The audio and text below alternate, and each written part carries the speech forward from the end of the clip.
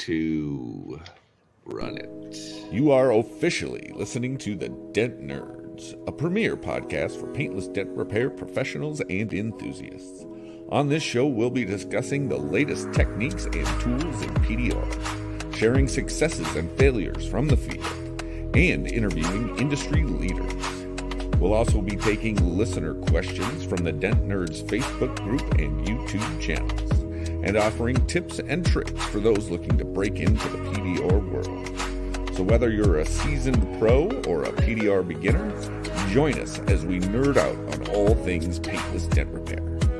And now, here are some combination of your hosts: Matt Armijo from GetAGripNow.com, Jack Bucknell from SiouxFallsDentRepair.com, Mike Glidewell from DentMadePro.com, and Jon Videen from DentReaper.com. Now, let's get nerdy. Let's get nerdy indeed. Can I get a Jack Bucknell? Woo! On the happy St. Patty's Day, early edition, everybody raise your glass. Proper 12. Proper. I don't have a cool toast. I should have fucking done that. Idiot. Here's the Nerds. Dent Nerds, baby. The Nerds! 2024. Let's Woo! do it. It's March, baby. March Madness.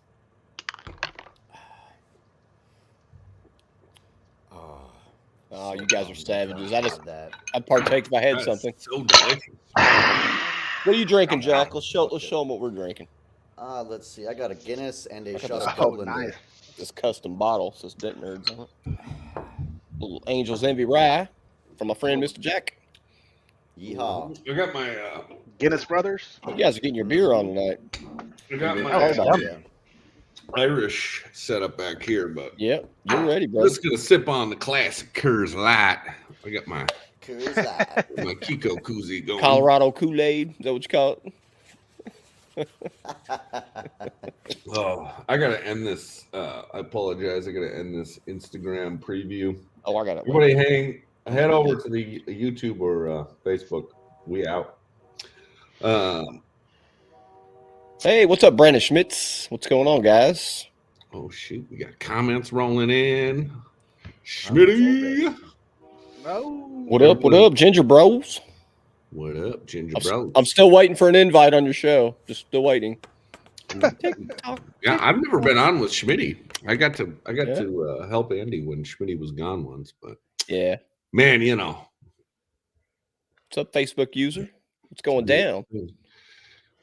Brothers from a bunch of mothers, and speaking of Golden Mike Award winners, I mean Schmitz obviously, but I mean here's the guy that really made it happen for Dent Digest. Is it Ryan Shutt? Where's Ryan Shutt at? Oh. Hey, Alex, what's up, man? He's on vacation. So excited he Rookie of the year. He comes in. What'd you do? 7, 8, 10 episodes, something like that? You must have saw me running off the stage, right? Kevin Bird has a picture of me. Dude, he's like Tom Brady. One leg off. He's like Tom Brady, man. Bledsoe gets hurt, put him in. Now he's like the star, dude. Look at him. Gotta love it. Gotta love it. Goat in the making. Goat in the making. Not true. Oh, come on, man. Welcome to the Dent Nerds, Alex. I've made it now. I'm on the Dent Nerds. You're gonna win. You're gonna win. You guys are gonna win. You've done something. Yeah, well, we're trying to get a little of your luck. There might be a little method to my madness inviting you on here, right? Trying to rub a little bit of that luck off. Now, Alex, a lot of golden horseshoes. The podcast you guys are on is usually about an hour. This one's probably gonna be about 4 hours. So hope you stretch, buddy. I've watched. You only do it once a month, so we gotta get it all in. Yeah, literally, technically it's weekly. Technically, every week. Yeah. How you guys doing? Very good. Very good. Doing Gucci. Nice. I think Armijo, though, you said you had wanted to show something. Yeah. Do you want to get that out of the way? Sure. Yeah. Let's do it now. Yeah, you want to pull everybody out of here so that it's bigger on the screen. Oh, it's big. All right, so yeah, there was something I've changed this year with my Get a Grip product. So this is my 6-inch Get a Grip umbrella holder, and I did change the design, and I really haven't published much online about it. I'm trying to work on that this year, and I'm not doing well on being more active on social media. So you technicians out there that have my product, I've changed it by looking at it. It has one gigantic handle now, which is really makes it a lot more efficient and quicker to use. You loosen the handle, now you got adjustability. You can rotate it and really change the direction you want, all with one handle. That's more streamlined. About that, the suction cup's about the same. It's still a 6-inch cup, still holds, Jack Bucknell, at the trade shows. That's still the same. It's just mostly this. It's a lot more streamlined, a lot less, things to possibly screw up, and it's just an easier product to use. So that's really been something I haven't really done well on promoting on my website. I haven't really changed much on there. If you go to the actual tool description, you'll notice it's different. I did a little animation. But on the front page, I had a technician going, "Hey, dude, I heard you have a new design, but I can't seem to find it." He just didn't realize I changed it on the website, and it's very small. So you check that out. It's at getagripnow.com. The price is the same. That's one thing I do try to do without really talking to people. I mentioned in the past, but I do upgrade stuff. I change things people have issues with. I make it a little bit stronger, a little bit better. Increase the suction cup itself is a lot more durable than the previous ones. I really don't mention it. I don't change the price on my products. Same thing with this. This is still the same price. Getting parts made, raw materials, all that kind of stuff increases, and I still try to keep the price the same. Like any other tool manufacturer, I really don't want to increase the price to the customer. So it's a challenge, but yeah. So this is the new setup. It's really cool. It's nice. Very easy to operate, and this because I've had the other setup where I had a big handle and a small handle. Now it's one giant handle, so less fuss, easier to work with. So that's really cool. A couple other things have changed. I know, Kevin Bird's always giving me a hard time every year for a phone holder. So I did come out with a couple different accessories for phone holders. This is really easy to operate. At MTE, I debuted these. Dude, I couldn't even get one of those. You got them back in stock? Yeah. I got the MagSafe one. It's fucking kick ass. Yeah. Great job on that.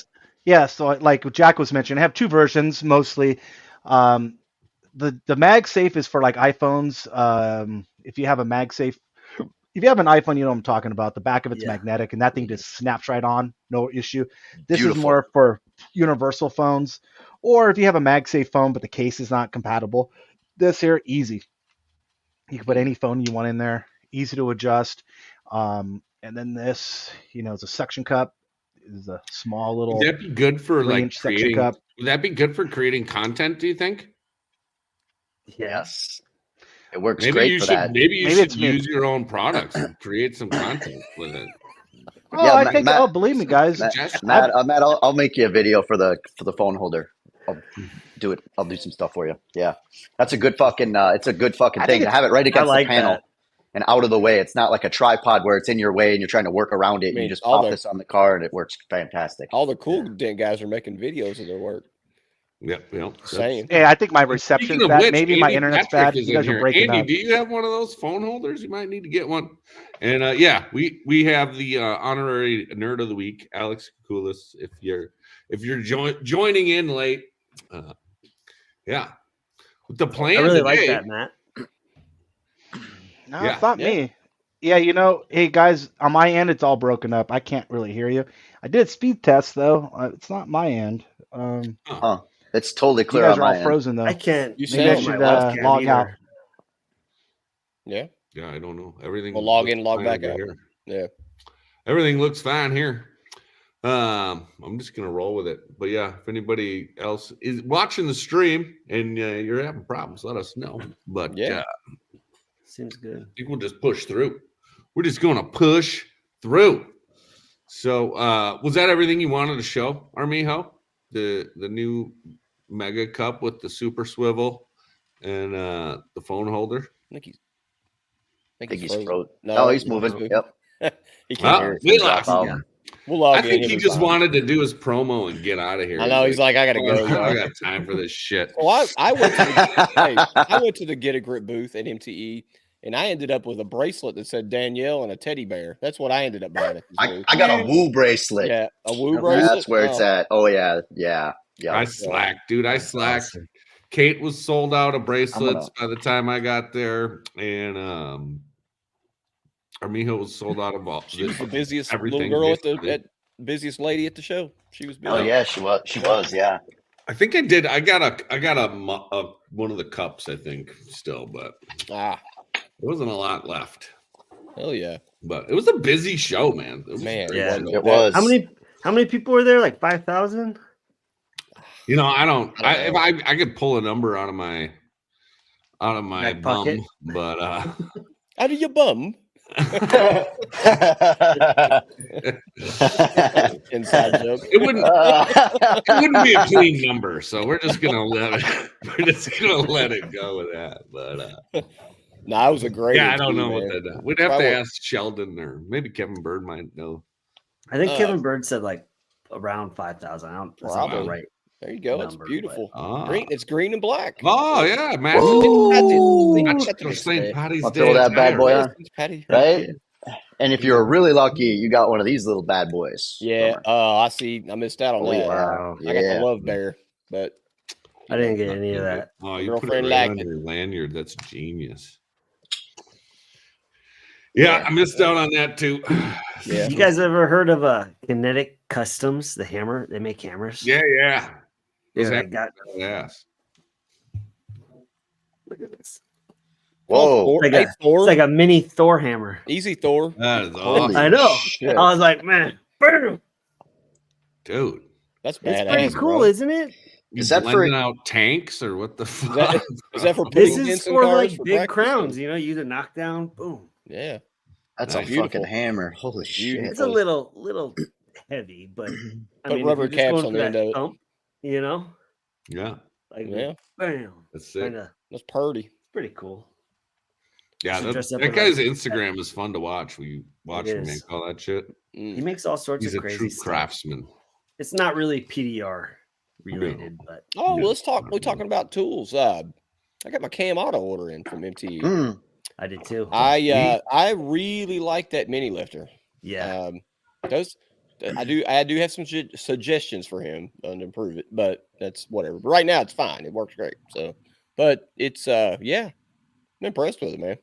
yeah. Did you get the crease feet, like the whole setup, like everything? Mhm, Okay. mhm. Yeah, I got it too, and I haven't got a chance to use it yet, but it looks Crease very tabs, promising. they're interesting. They're little, you know, you got to super get the skinny. extenders. Yeah, you got to get the extenders on or whatever. But Yep. Yeah, But, those things look you know, weird. yeah, I like it. I'm excited I got for I him. got the lateral tension set up. I have not even got it out of the package yet. So The Cam So, Auto yeah. one. yeah, So do I got the I, Cam yep. Auto. It came in the same package Yep. when I ordered Still that. in the box. Do you have yep. it where like you could pull the door and do vertical, like the lateral tension vertical? I saw a video where he's pulling the edge of a door while he's doing the tension as well. Like, Bro, I'm gonna be honest with you. I have no idea what this tool does that I bought. I Yeah. just bought it. I was like, when it came in, it's in some pieces, and I'm like, all right, because I was at the show and no. he showed me a demo of it, and I was like, I want that. I'm buying it. Done. yeah, it looks really I'm good. impulsive, man. I'll do that if I see something. I'm like, I want that, and I bought it. I haven't even put it together yet. So yeah, I don't know. You're a dent guy, of course. We're Right. impulsive. Right, man. Yeah. You know. High tools. Especially at that big of a show. Yeah. Right. Yeah, right? What you smoking there, Jack Bucknell? Cigar, a Don Choo Choo. Oh, I trust your judgment. right? Choo-choo. Yeah. Jack smoking a choo choo. Johnny, what you smoking on, buddy?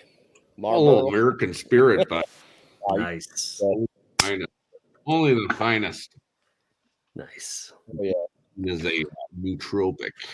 Gotta keep the brain firing on all cylinders here. Right. So yeah, I guess Very you know nice. the topic for the evening was going to be wholesale, retail, or hail. What's better? What's the best? Like, I do a little bit of everything, so it's hard. I mean, I think that's the best for me anyway. Like, I like to have don't like to have all my eggs in one basket, so I'm kind of spread all over it. Like to diversify your bonds. Well, let's start with everybody individually. Alex, won't you answer that question? See what you think. I don't know. I've been in wholesale, got into retail, and like didn't like it as much as wholesale. But I think retail is kind of where it's at if you do it right. But a good wholesale account is it's very hard to find. But if you find it, like, hold on, I got one store that like I'll never quit or walk away from. But it forced me to like hire guys, and that's another pain as well. You know, I went with Bryce Kelly, and he's all retail. I went and trained with him. Yeah. And like I feel like he has the ultimate freedom, you know, makes his schedule. He's super busy. It's crazy how busy he is. I don't know how he does that.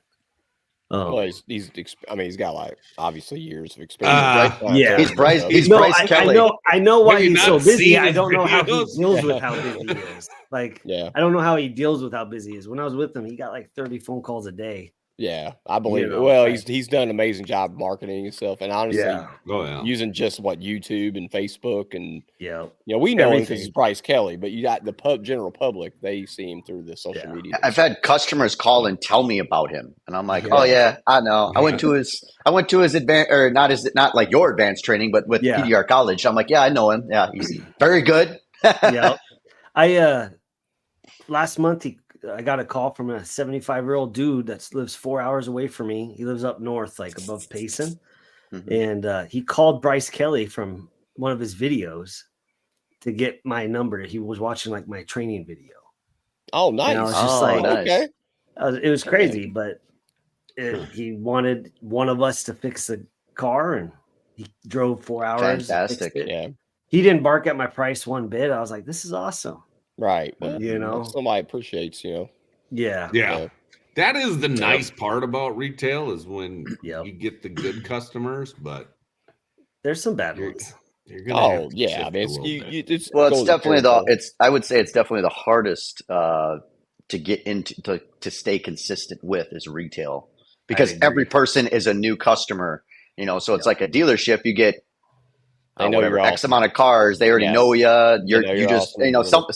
And some everybody's experience is different, but some of them you just walk in and you fix them, or you give them a list and they say yep and whatever, and then whereas every customer you got to sell when it's retail, like you're trying to sell each person essentially your service, and so I mean my wholesale, like I just go there, fix cars. I don't even write a list anymore. And some guys, I mean, that's what they love, and there's nothing wrong with that. Like I said, my company, I started out doing a lot of wholesale. Now I don't do hardly any. I mean, just unless they bring it to my shop. As far as you yourself, or you mean the other guys as well? My partner does. He loves to wholesale. He does it all the time. I've got we got a new guy that works for me now, and he's cool. He likes hail retail. Everybody's got their own jam of what they like. But I mean, I personally I love having a shop. That's what I got now. That's what I'm mainly doing. Service body shops for many years, still do. Just like you said, Jack, when you show up, they know who you are. They know what you're going to do. When you got a retail shop, it's like I'm a salesman now. It's like I'm in it, and I'm good. I love selling because I was a bartender for 10 years. I got, obviously alcohol is easy to sell, but talking to people and knowing what people want, and we serve food too. So, you get that customer, how to sell things and conversations. And that's what we do here. That's customers pull up, and I basically have a whole shebang when I go out there. It's like, hey, how you doing? I'm Mike Glidewell, and go out and look at their car and, do the whole thing. So can you imagine a person, I enjoy that part of it. Can you imagine a person walking into a bar, like they walk into your dent shop and you got to sell them, if you had to sell them beer or alcohol? I know, right? Yeah, we have this beautiful Coors Light or Guinness. Nah, I think I'm going to go somewhere else. Like, what? It tastes weird, man. It's not watered down. It's not watered down. But honestly, and a lot of, if I didn't have that experience, working in a restaurant, I think I would struggle with the sell part of this, because a lot of guys don't. Some people, I don't know if you guys ever have, if you've ever worked in a customer service retail I right. sold Yellow Pages ads. Okay. So John, until they went out, literally, they were filing bankruptcy while I worked there. Jack, what about you? Did you ever do like sales or retail, or did you work at the Gap, or did you do anything? Sorry, did you talk to me? I didn't catch the first part. Sorry, No, I was too busy laughing. Yep. So I worked in fast food, and then I worked at an auto parts store for like 3 years. Front counter. So you're interacting with people. I think a bar environment would be better, in my opinion. But you're dealing with customers, clientele, people coming in trying to fix problems. And then in the automotive field, it's just even better because it's.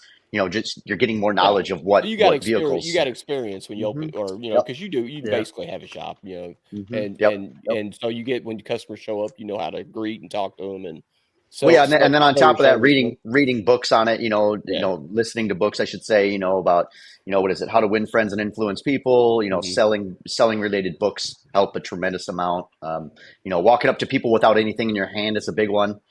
Shaking their hand, introducing yourself, not just like, yeah, what you got? Like, you know what I mean? Which that works, but it is what it is. So, yeah. When I started PDR, I was working in a bar 3 days a week, and you did? Yeah. Yeah. That's how I made money. I didn't make money for like the first 4 months of doing this. Right. I was horrible. Oh man, we all started. We all were. Started from the bottom. Now we're here. Look at that PDR cowboy. I figured out. Corey Nichols in there. What's up? Wow, he's a dent nerd. He is. And a better repair. 70% retail, 10% hail, 10% body shop, 10% wholesale. That's 110%. That's weird. I like that. So a lot of people differentiate wholesale. Sorry. And body shop work. I'm an idiot. I consider body shops kind of like wholesale to me. I do too. Because it's the same scenario. You show up, they know what you're doing, and they call you and they want it done right then. It's just like a dealer. Yeah. Customers here, cars sold. Yeah, we missed a dent. Oh that's my favorite. Can you help me out on this one? Can you help me out on this one? My paint guy screwed it up. I'm not charging them. We forgot about this dent. How long's the car been here? 3 weeks, and it goes today. Dude, what the? Yeah, that's dude. All right, so you guys know, I self secret. I got hailed on today, and literally a dealership that we do, they called and they said we have an $80,000 car. It's got to go. We need to fix by tomorrow. Hail, like big hail. We're like, no, it's probably not gonna happen. Better call that customer. You're like, I got a podcast tonight. Yeah, I got a podcast. We got a lot of estimating to do tomorrow. Gonna have to wait. Yeah, I'm gonna need you to go ahead and come in on Saturday. Push that delivery back a couple weeks. Okay, we're gonna need those estimates done. Yeah. So I had a question though for you specifically, Glidewell, because you obviously did mobile retail jobs before you had the shop. Do you think having the shop makes it easier? Yeah, it does. So like you guys, I know I've told my story before. So how my retail part of my business, and I'm not talking about body shops. Obviously it's separate. I started out working in a window tint shop, and the window tint shop owner is a good friend of mine. He gave me a key. So I started getting, from Facebook and Google and stuff, I started getting customers, and I would have them meet me there at that location. It was a little confusing at first because obviously it's not a dent shop, it's a tint shop. But it started to work. Every Friday I would show up and I'd have 3 or 4 jobs to do.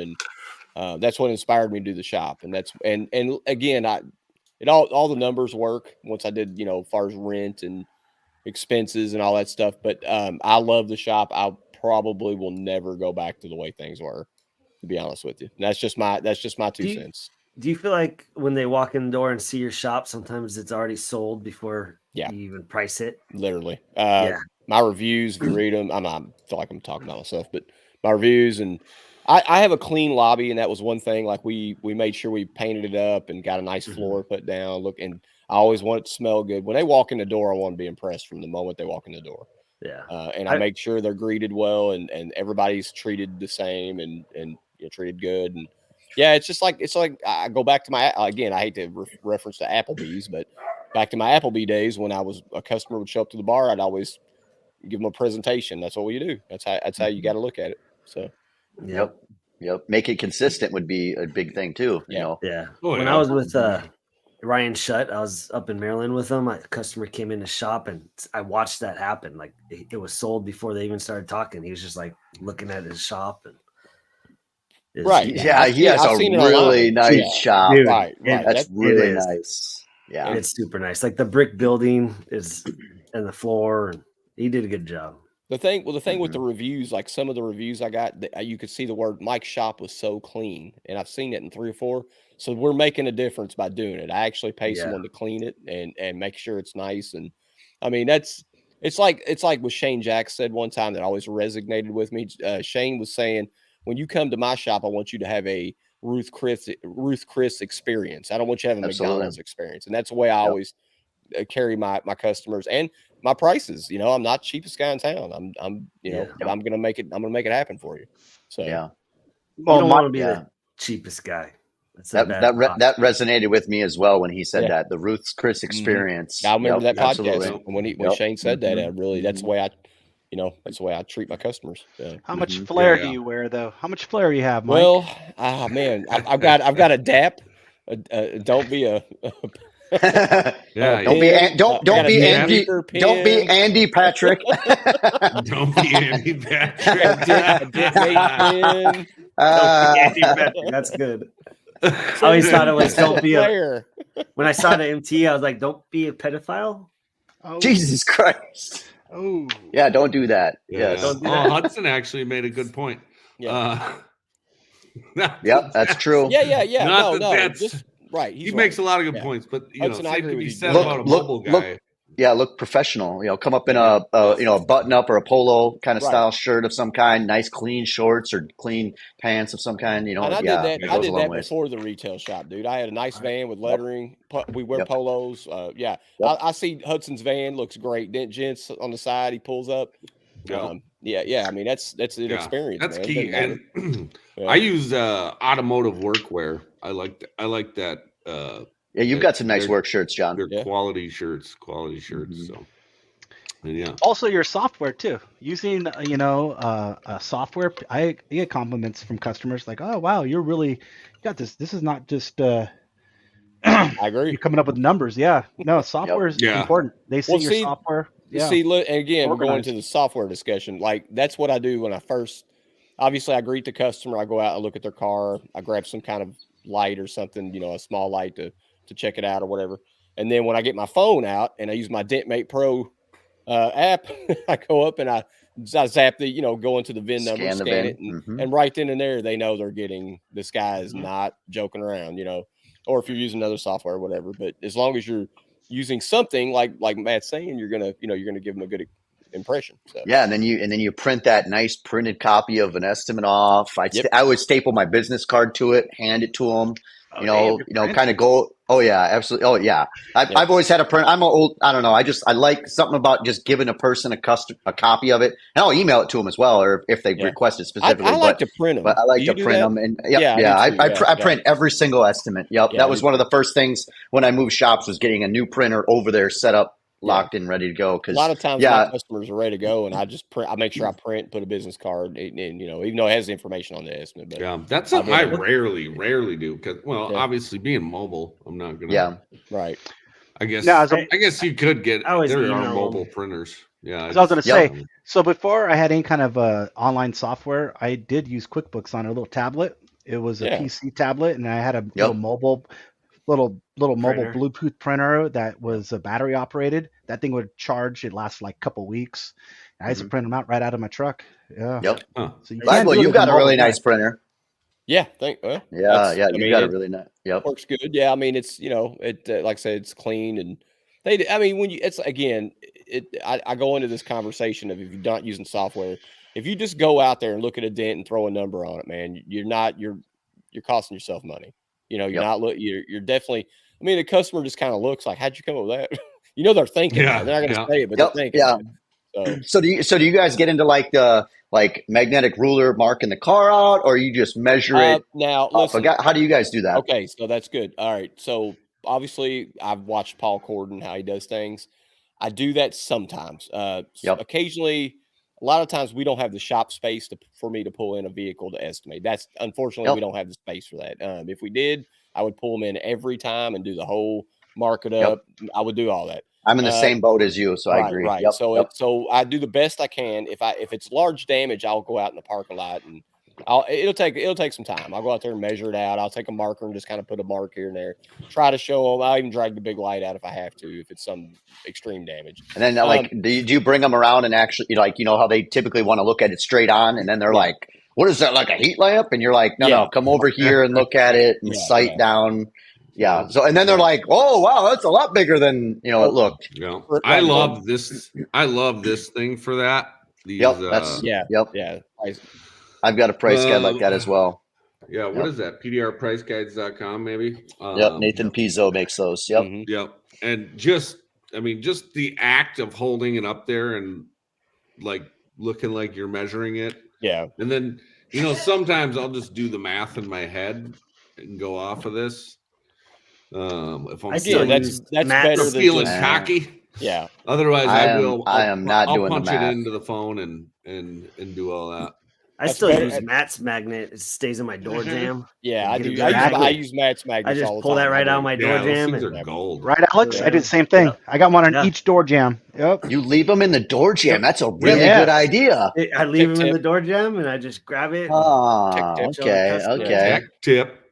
Leave your magnet. I got that from Matt. Matt said that. That's a really good idea.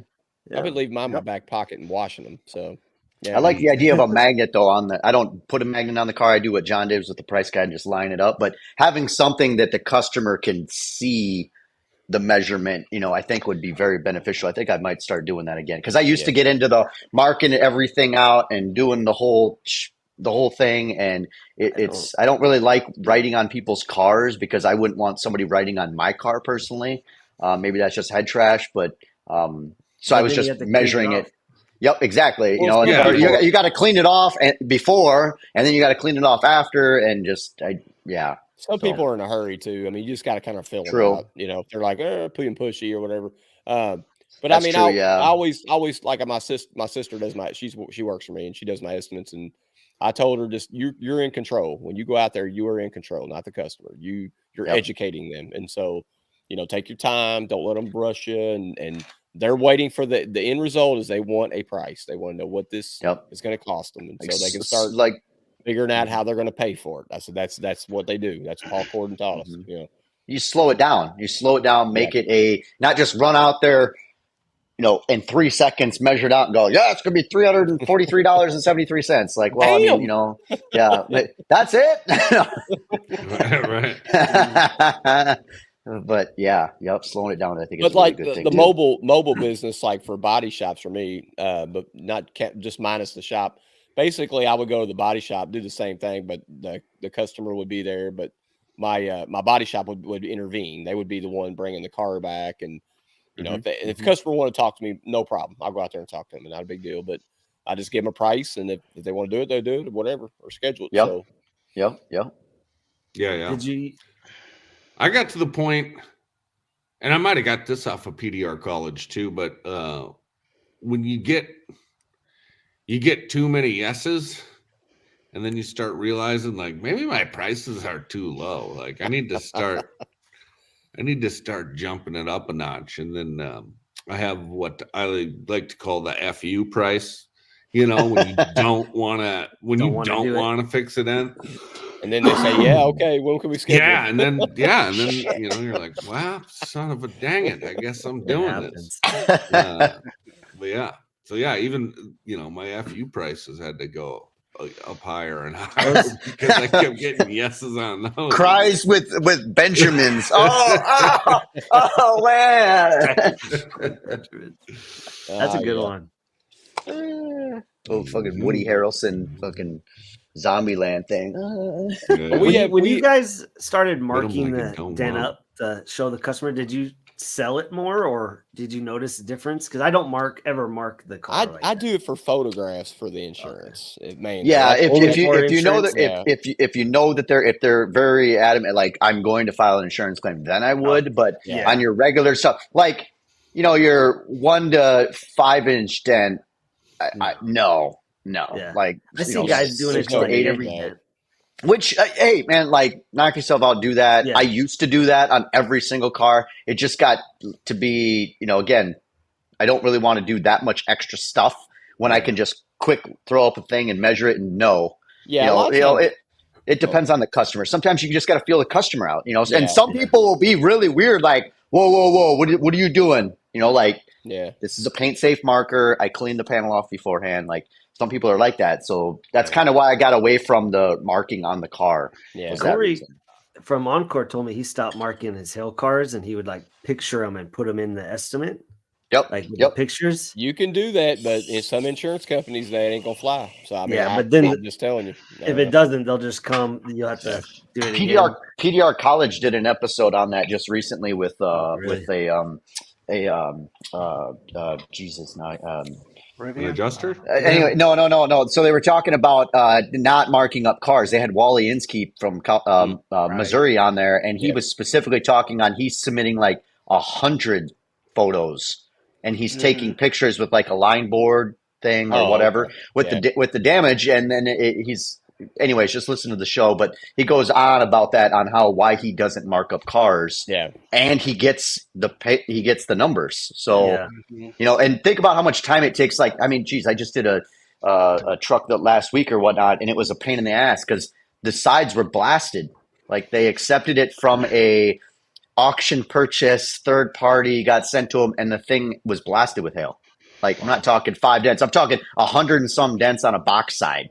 So I'm sitting there marking it all up, and I'm like, this is a pain in the butt, but I wanted to do it for photos, but I don't know. Question, Alex. Are you talking about hail, or are you talking about just regular customer like large damage?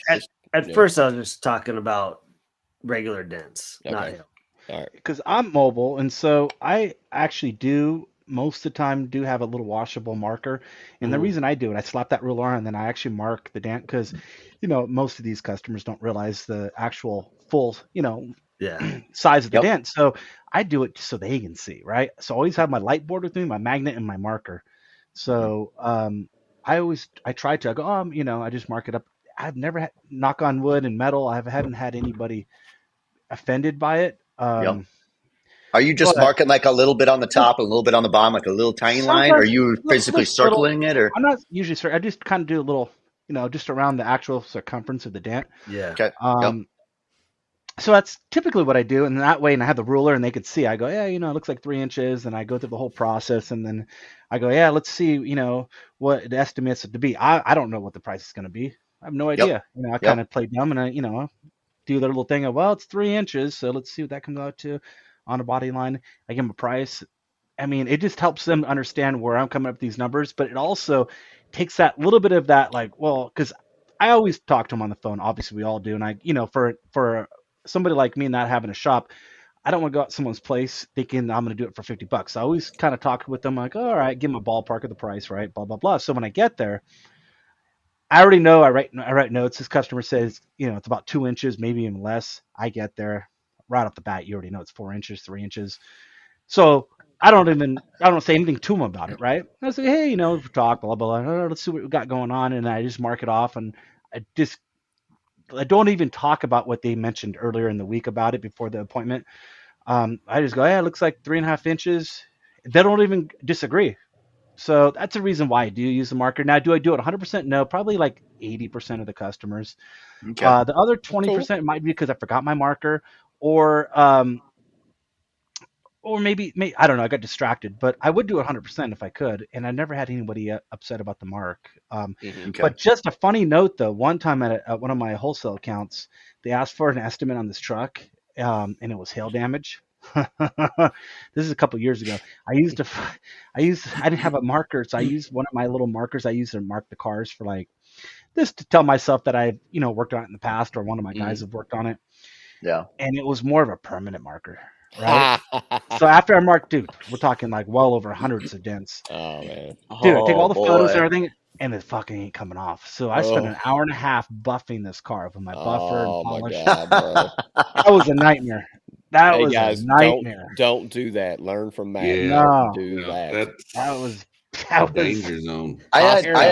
I had one like Auto way rider. back when I was still at the deal. Yeah, I hate the auto riders. Yeah, Those I things like the suck. They're way Those too things good. scratch. I really like the Crayola ones or the knockoff Crayola ones Okay. the best because they wipe off the best in my opinion. But or the Posca, those also work good. But I had one car where I did an auto rider and the auto rider felt the pen scratched like half, and I was doing like half moons, like half circles, and it did that all over the hood. Yeah, you don't leave that out in the sun either. And no, I did it just as the customer's sitting there, and then I took pictures of it, and I went to wipe it off, and I noticed all these half moons all over the place, and I'm just like, oh, I see there's a couple scratches in your hood, sir. I'm gonna go ahead and buff the hood for you. Luckily, it was only the hood, but I was like, oh my God, that was shit 10 years ago at least, but.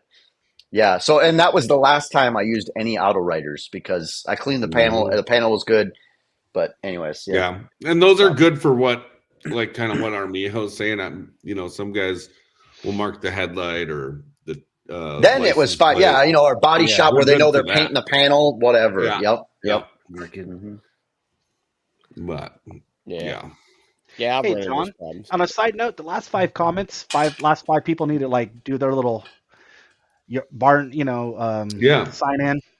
Facebook users. Oh, yeah. Look at all these users. Yeah, I got on Facebook on my phone. You can see some of the guys. Yeah, exactly. I think it's Matt Moore, Matt Noble.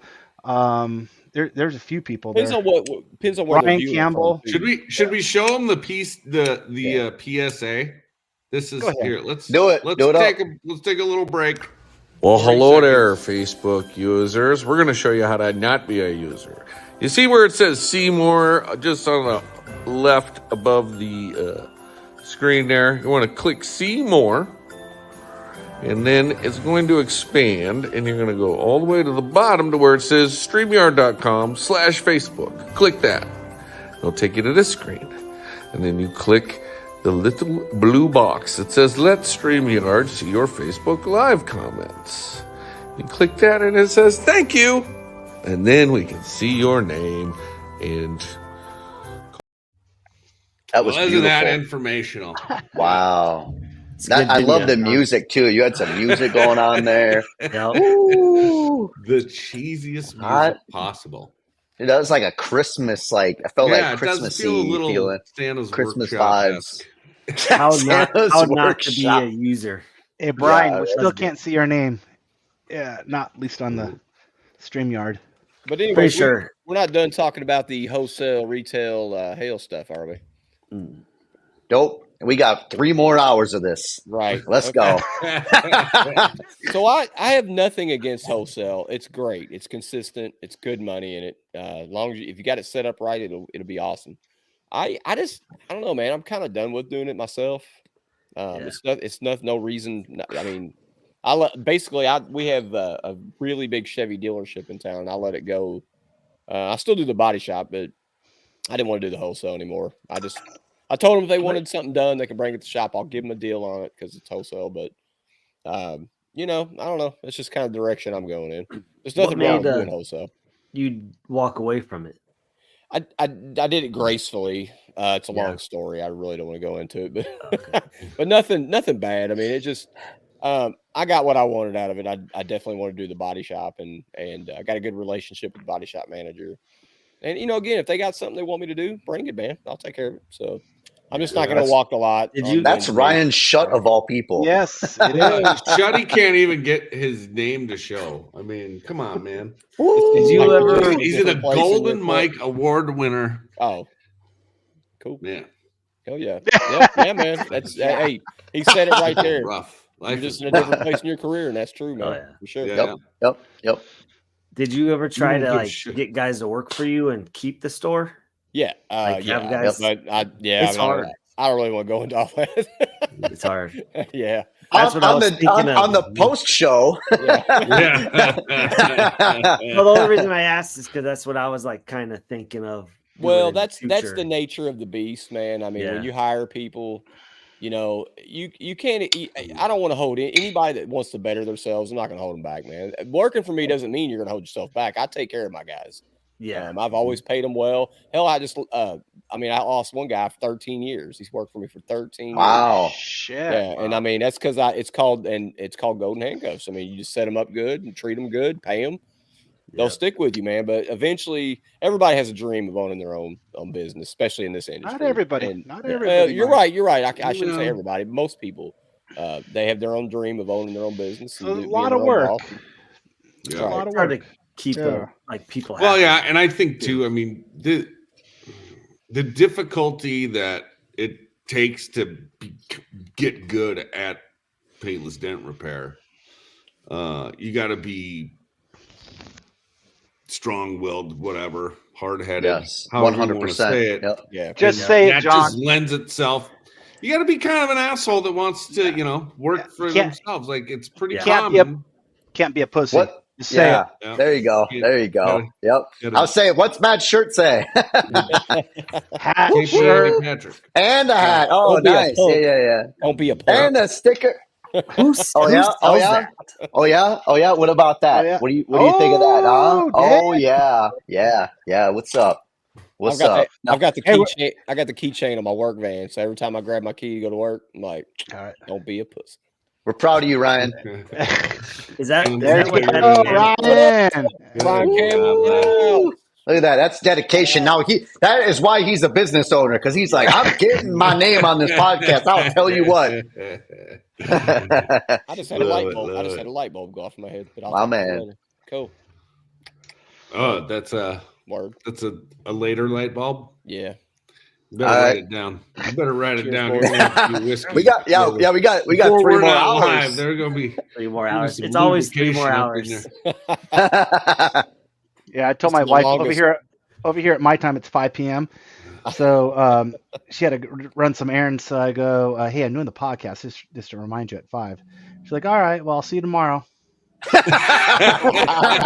I just Yeah. got a text from Danielle too. She's like, "Are you coming home at 9?" I'm like, "It's 9 o'clock here." I'm like, "No, more like 10, 11, 12, One. Yeah. 1." We'll see. We'll see. It's 6 o'clock here, so No. we're all different. hmm Anyway, So yeah. speaking on all this differences, I think Jack, you are the most, and I think you're the most traveled Hale guy anyway. The guy that travels the most, at least currently or within the last few years. What do you think? Like, obviously, when you're home, you still have your retail customers and such, but what do you think? Are you gonna try to stay on that train and chase Hale as it's available, or? Yeah, kind of like, essentially like, like invite kind of stuff, like where it's like people that I know. That's what I've always been doing. I mean, this will be, we're just beyond year 7 basically of being in business. February of 2017, I started the business and all that stuff technically. And just doing that. And then the nice thing about having the amount of, I definitely have fallen a little short on the video stuff of what I used to do. Getting more into that again and trying to continuously keep making content. But that's one thing that's nice about doing that is when I leave town, customers see my stuff and they're like, yeah, I'll wait 2-3 weeks. I really like that 2-3 week time frame of come back home for a week or so and then go back out, which I was very fortunate last year. That worked out really well for me, or at least get to come home on the weekends was nice. So that was really good. That would be kind of ultimately my thing. I would definitely like to stay home, I think, a little bit more. But it's definitely, I don't know. Hale is Hale, so it is what it is. It's just a different animal. He's got to balance And it good. Yep. Do you Do you fly with your tools or drive? I've only flown once, and it was actually down to Arizona to work with the Daves. Dave? So yeah, yep, the Daves. Yep. So I was actually going down there to work with Stream for some video stuff for Edgy, and like the week before it hailed, and then Shalot's like, "Hey, bring your tools." So that was the first time I ever flew with tools, and it worked. It was great. Yeah, I bet it was pretty. Jack is too. Hey, Andy, I'll come and visit anytime, buddy, anytime. Dave Twist my arm. Write the heck out of a hail car. Oh, we love Nashville. Yes, he can write a good hail car. Yes, yeah, he can. He's a blast. Both of them are a blast to hang out with and just talk business in general and everything. Like I love it. Yeah. I need to just go down there just to hang out again. So good dudes. Yeah, they are. They are very, very good dudes. So yeah, because that was the first time I'd worked. I worked over at I guess I don't know if I really want to say the name, but they had a McLaren dealership.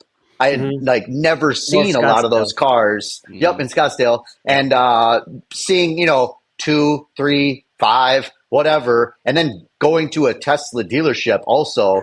Yeah, like I was like, whoa, this is cool. This is cool as shit. Like we don't have that stuff in South Dakota. Like, yeah, I've done work on those cars and stuff like that, and seen them, but like to see multiples and then to see a dedicated body shop was whole nother level.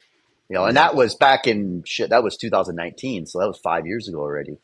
So there's a lot. There's a lot of those places here. I do a wholesale account that has like $38 million in inventory of just his cars, and that's like 200 cars to 300 cars he keeps, and they're all used, but it's all high end. But he has like every make. It's wild. But we've got one of the luxury stores here. They have like Ferraris and Aston Martin, and man, they got some sweet rides in there. And I've literally considered going in there and be like, I'll just do this store once a week for free, just for the content. Yeah. Well, I get that. Yeah. The store I'm talking about had like a really cheap dent guy before I got it. And like when I told them my price, they choked. I was like, well, he's drilling holes everywhere, and they didn't know. Man. Like in a $180,000, $200,000 car, he'll just and I'm just like, what are you doing? $40. Jesus Christ. If I fall off my chair, it's fine. I'll wake back up and I'll be back here in a minute. Oh my God. He should have been arrested for it. So up in Bloomington, Indiana, I service that town. That's the where IU, Indiana University is. And Jim Mitchell, he's up in Purdue University, which is Lafayette, which is about an hour and a half. Me and him both had a conversation about the high-end cars in those towns. So a lot of the Asian students that are there, their families are very well off or wealthy, and they buy their kids like really nice cars to drive to school. I'm talking Lamborghini, Mazis, Mercedes, BMWs, just all high-end cars. So a car lot got smart up there, and they're a small lot, but they sell only high-end cars, and that's because these students, they can't take them home, so or whatever their future plans are, they'll sell them back to that car lot, or they'll buy them from there, or whatever. But I'm getting a brand new one after the school. I've literally been in town. I've fixed Ferraris, Bentleys. I fixed all kinds of stuff over the years, man. Just from these kids when they're young, man. It's crazy. That happens at Arizona State University. Yeah, I guess this is a common college thing. It's huge, and like my dad's body shop, like he used to wrap cars in it, and one of them came in. He bought 2 of the same Porsche so he could wrap it different colors. I'm just like, it's crazy. But, and to think of college kids driving premium cars, wild, around here they're like, I mean, my sister drove a Cavalier, like regular. I want to take a minute to apologize to my daughter. I'm gonna tell you right now, kiddo. You ain't getting a Lambo for college. No. But Dad, everybody has a G-Wagon at school. Yeah, right. Turo is like real big. Everyone's buying high-end cars and putting them on Turo. Really? Yeah. It's an app. I've never used it once. I've never used it myself, but I rented it one time, dude, in Denver. Yeah. I went to Fox's shop, and Yeah. it was I think it was some sort of a Jeep, like a Jeep, Like dude, a what's that SRT or shit? something? No, a shit box. Trailhawk? No, it was a shit Like box. a Jeep, Patriot? Patriot. Patriot. Yeah, Oh, yeah. that's a Dude, shit box. shit Yeah. box. Just all dented up. The dents had rust on them. Dude, the transmission, I'm driving it. It's about an hour drive from the Denver airport, dude. It's skipping gears and shit. I'm like, dude. That's But a I Jeep did it life, because baby. I didn't have the family with me, and I was like, fuck it. I'm going for a meetup. He had a big meetup in a, I think, John was there. I was there. Dude, that At thing MME? was Yeah, it was Mega that Media. thing- Yeah. And I was Yep. like, Were you dude, there? You weren't there that time, Jack. Why not? Yeah, Don't know. I'm an Pussy. idiot. pussy. So anyways, yeah, that's my only experience with it, dude. And I was like, I'll never do this, especially if I had taken a family trip, like a vacation. Absolutely never do it again. Yeah, but that was one and only. But maybe I got unlucky. No. But that was Well, you was rented first off. You rented a Jeep Patriot, so you fucked up Yeah. right there. Yeah, you right off the really bat. screwed Like the pooch you on did, that. It wasn't like a mystery congratulations, car you till you got fucked to up. all that. right. Touche. Yeah. You're right. Good I point. mean, you said shitbox and Jeep, and the minute I heard that, I went Patriot. And then you're like, yeah, that's what it was. Like, yeah, I know. Hey guys, I got a high-end car story I'll tell real fast. I don't know if I've told you. Yeah. Back about 10 years ago, I'm in Bloomington at a real nice body shop. They say, hey, man, we got a Bentley coming in. It's got a door ding. I'm like, a Bentley? Oh, shit. And it rolls in, man. It's freaking nice. And the guy that driving he's an Arabic guy. He actually has like all like the robe and, and he comes in and he's got a American guy next to him who's his translator and money guy. He's like the money guy, right? Okay. So Wow. it's weird. It's hot. It's like 100 degrees outside. Car comes in. The body shop's full. Normally I would pull the car inside. So didn't have a get a grip at the time. Would have been nice to have that.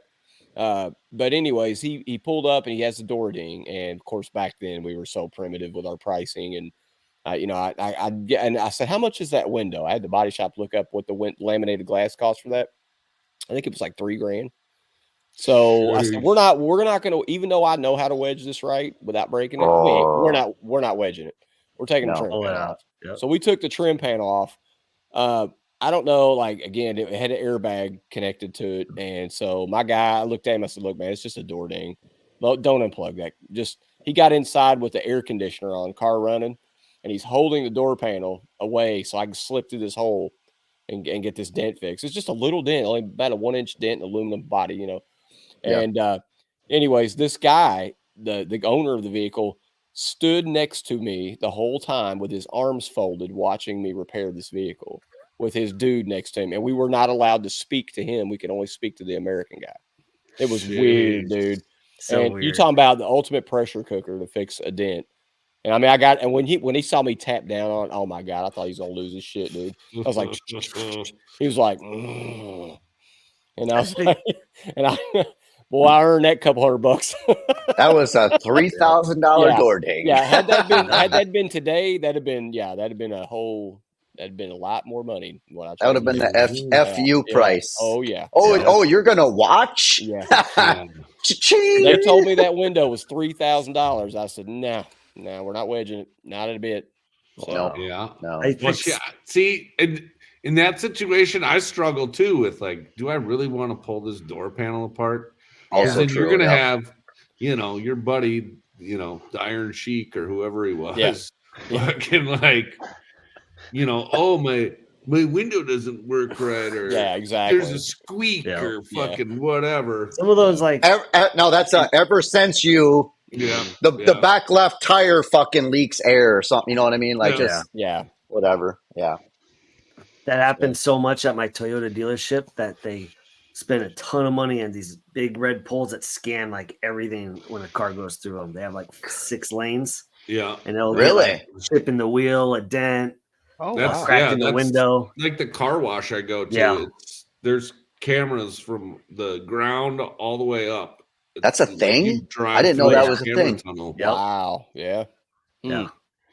Alex, next time you're around that, take a fucking video or something and send it to me or put it in the group or something. I want to see like what that looks like. I've never seen anything like that. Yeah, I'll do that. I mean, I guess it's a lot of money, but wow. it saved them a lot of money. Oh, I bet. Fuck yeah, I bet it did. Yeah, I didn't know that was a thing though. I mean, like, but shit, with today's AI and stuff, why not have vehicle scanning technology? I mean, they're doing it for hail, right? Aren't they scanning cars now for hail?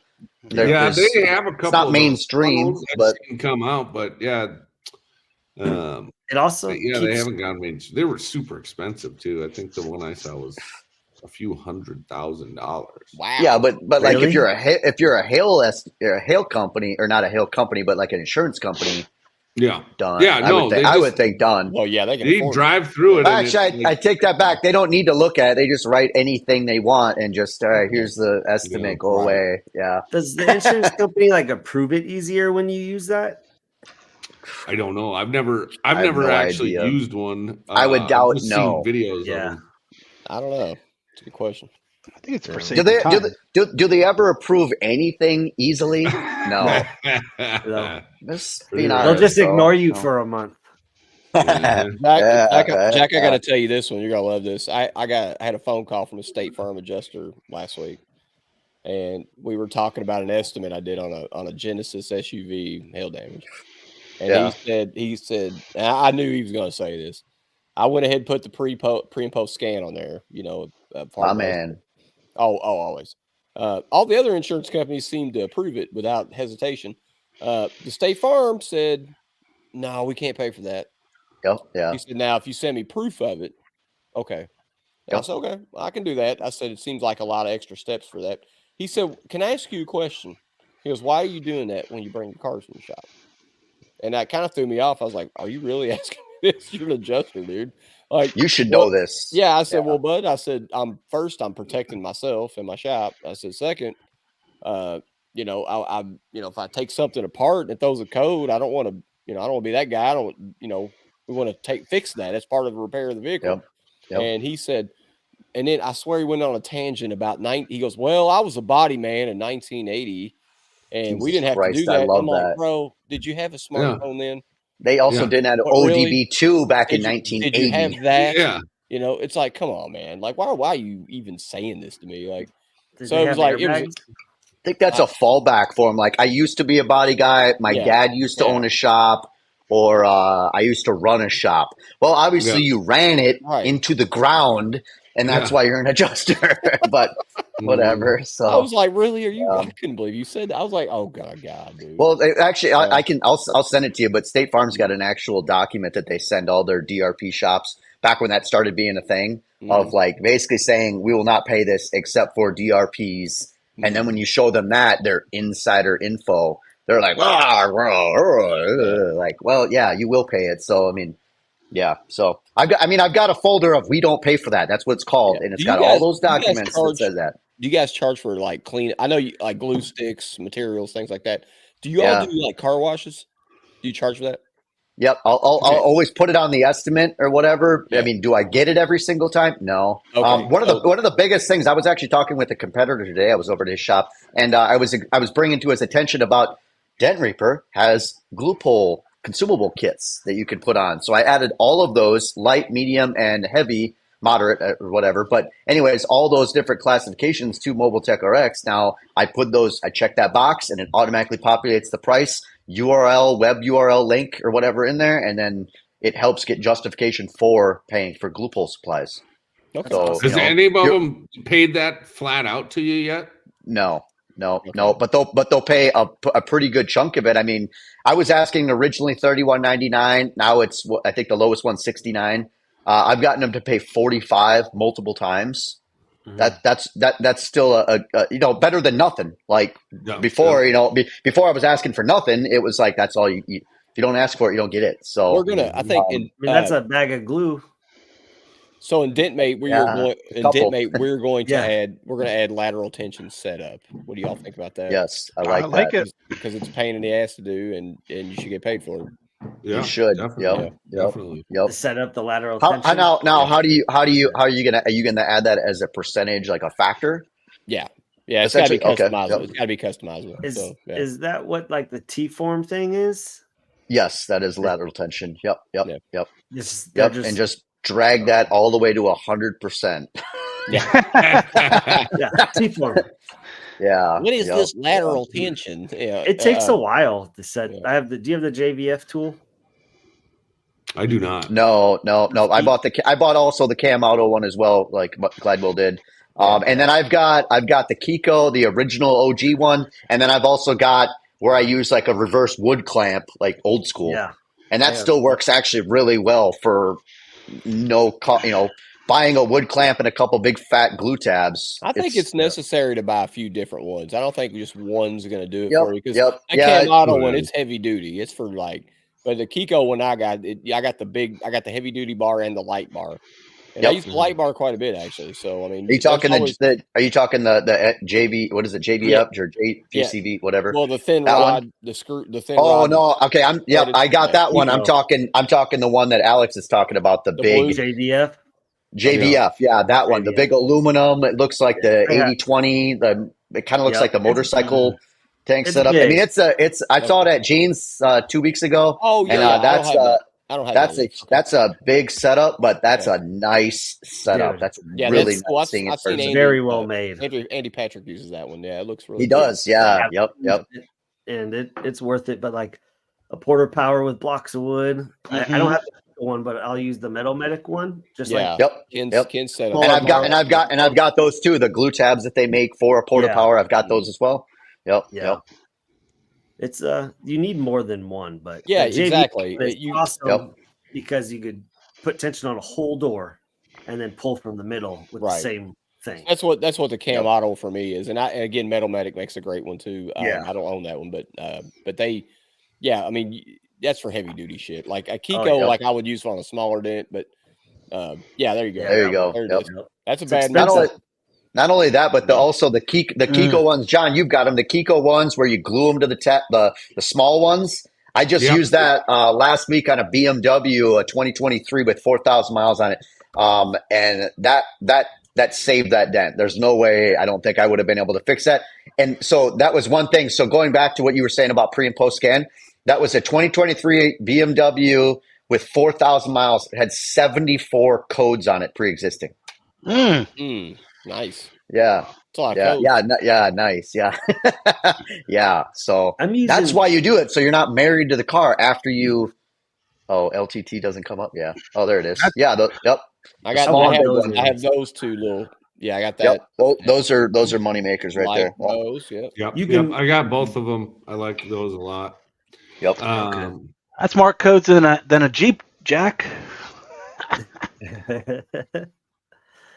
You can use both those at the same time and have nothing in the middle of the dent, right? Hudson explained that to me when I didn't realize because I impulsively bought those. Of course, I knew what they would do, but Hudson kind of explained that whole using both of them to kind of pull it instead of just you putting it in the center and I'm surprised they don't have a picture of that. Yeah, I that's why I won't want them, but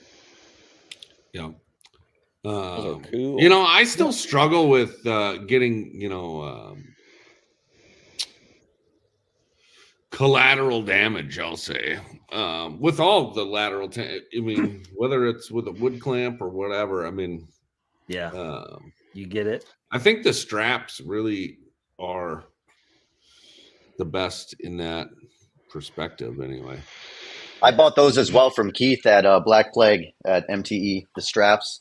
Yeah. And the nice thing about the Cam Auto ones is they've got that rocking motion that you can set it to where you don't cause damage. Because on that BMW with the Kiko setup, it was on the edge of the lift gate, so I could only use one, and I needed it to pull the metal away. Yeah, having any other lateral tension would not have worked on that setup because I didn't have room on the other side of the dent to glue pull or to put a tab and pull it away.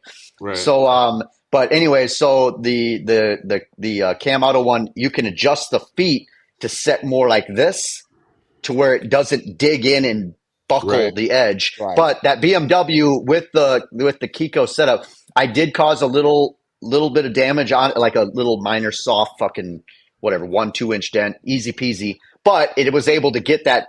I put so much tension on it because I knew I was going to need it to get that sharp dent out. That's a good question. John. Go pull that up, JP. Yeah. JP's asking what glue you guys are using. Well, I'm obviously Dent Reaper. Yeah, I do use Dent Reaper glue for ratchet strap pulls. I use it for everything. I go to Lowe's and I get Aero glue. It's the best shit ever. Have you guys ever used the Pull Perfect glue? The perfect pull. Perfect pull. Mark Jackson's. Yeah, comes in a box. I have used it. It's Long. really good. Dude, I was using the JVF tool on the door, and I just left it was on there 6 hours for the day. Yeah. Left my feet on it. Came back the next day, put the tool back on, and it held for another 4 hours. Damn, that's crazy. Reaper glue. Again, I'm gonna give you a shout out, John. Reaper glue is so versatile. Like, oh yeah, for your big damage pools, your light, just hail damage stuff. I mean, it's kind of it's my all-purpose glue. That's what I use. I do like certain other glues for certain things, but it depends on what it is. But I will not use that Pull Perfect glue for like normal day. Yeah, right. That's not what it's made for. Because it's hard to get off. It holds too. I don't know. It'll pull paint really easy. Yeah. Oh, it will. It will. Yeah. Don't want that. No. That's no bonus, man. It's really good for collision stuff. Yeah. But, I think any of the collision glues, whether it be the I used to use Camauto or the Anson. Yeah, there's some collision glues you're gonna need for certain things. I mean, yeah. I mean, I've put John's glue to the test before, and it's done me well. It's done good. Yeah. I've used the Reaper glue for tension and ratchet straps. I mean, I pulled the anchors. I was ratchet strap pulling off my motorcycle tank stand in the shop here, and I pulled the anchors out of the concrete. So that's crazy. Ouch. I was like, shit, that is not what we wanted. Damn. No. But, that sucks. Yeah. Yeah. All right, just have to reinstall them bad boys. Yeah. Turn the bedside inside out with Reaper glue. Attaboy. I used to do this too, where you cut a stick in half. So for whatever reason, I always found like when the glues mix together, there's like some weird magic in the which glues were you mixing? I was doing root beer and green. Really? Cactus green. Interesting. And same tab weld too. I used to use a lot of cactus green, a lot of tab weld, and a lot of root beer. It seems very tedious to cut it in half. Just take a razor blade and just. Yeah. No, I do it in the summer. Not talking the long way, just the short way. So okay. Hot dog, not hot dog style. The other way. Yeah. No, dude, I literally had that thought. I was gonna see if I could figure out a way where you could easily cut a stick of glue in half. I loved when it mixed. He said hot dog. Right. Yeah. Wait, dude. You just go buy a table saw and just Damn, you guys are OGs, man. Fucking cutting it in half. Make sure it goes in the gun straight. Yeah. Right. Yeah. OG, dude. That'd be wild. Yeah, I'm an idiot. Never mind. Yeah. Oh no! Oh, JP says he uses a bandsaw. That boy. See, he's doing it the hot dog style, man. Were you doing that's JP? Can you confirm? Can you confirm? Are we talking hot dog style, or are we talking or down the middle? Just the saw blade. Yeah, that's a bold move, Cotton. Let's see if it pays off for him. Just make sure you take a video. I don't want you to cut your hand off or anything, though. So don't do that. Wouldn't it get do not get hurt. Wouldn't it get it'd melt too much? Like the thickness of the blade. I don't want to find out, but somebody else, please do. But don't get injured, please. That's crazy. I would think so. Yeah, a saw blade. Well, maybe a bandsaw would be okay because I think a bandsaw. Good enough. Do you guys have insurance in case you get injured using a saw like that? Oh, of course. Yeah. Yep, absolutely. My Affleck lady was here today. Actually. Insurance? What's that? Do you need insurance? You're an Affleck lady. Don't lose a finger. Don't be a woodshop teacher.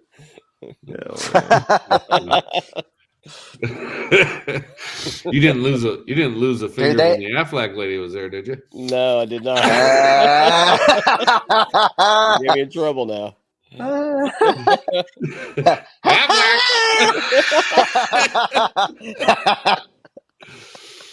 Oh, that's a duck, not a goose. My bad. Anyway, moving on. Somebody come up with something before I Jesus, get us banned.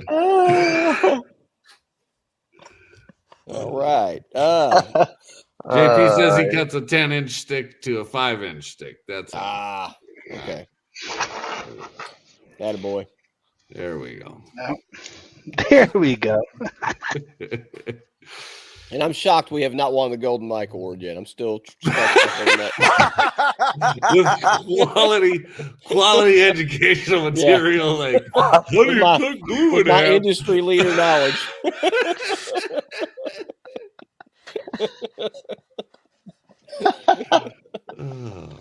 Oh, geez.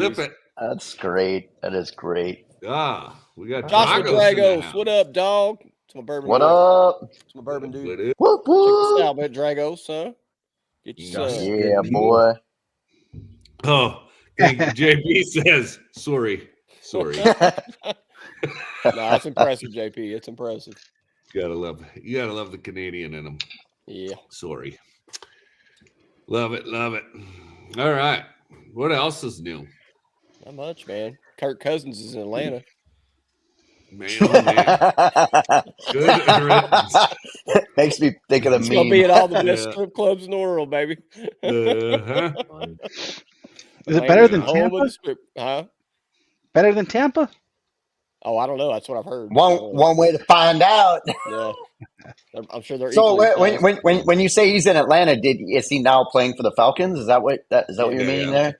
Okay. Free agency. So now who's with the Viking? Who's their quarterback? Sam Darnold. Never heard of her. Sam Darnold, biggest disappointment in NFL draft history. Don't fall in love, man. It's so you guys are probably going to draft a quarterback. That's probably what's going to happen. Yeah, you guys Kyle Murray, young gun. Yeah, I don't know how any of that works. Penix but cool. Jr. is the odds-on favorite anyway. The one I keep hearing everybody say that's who we're going to get, but you never know. The draft is crazy. Yeah. I will watch about 4 minutes of it to see who the first 3 picks are, and then be done. I'll check my phone the next day. And I'm a nerd. I watch the whole first round, drink bourbon the whole time.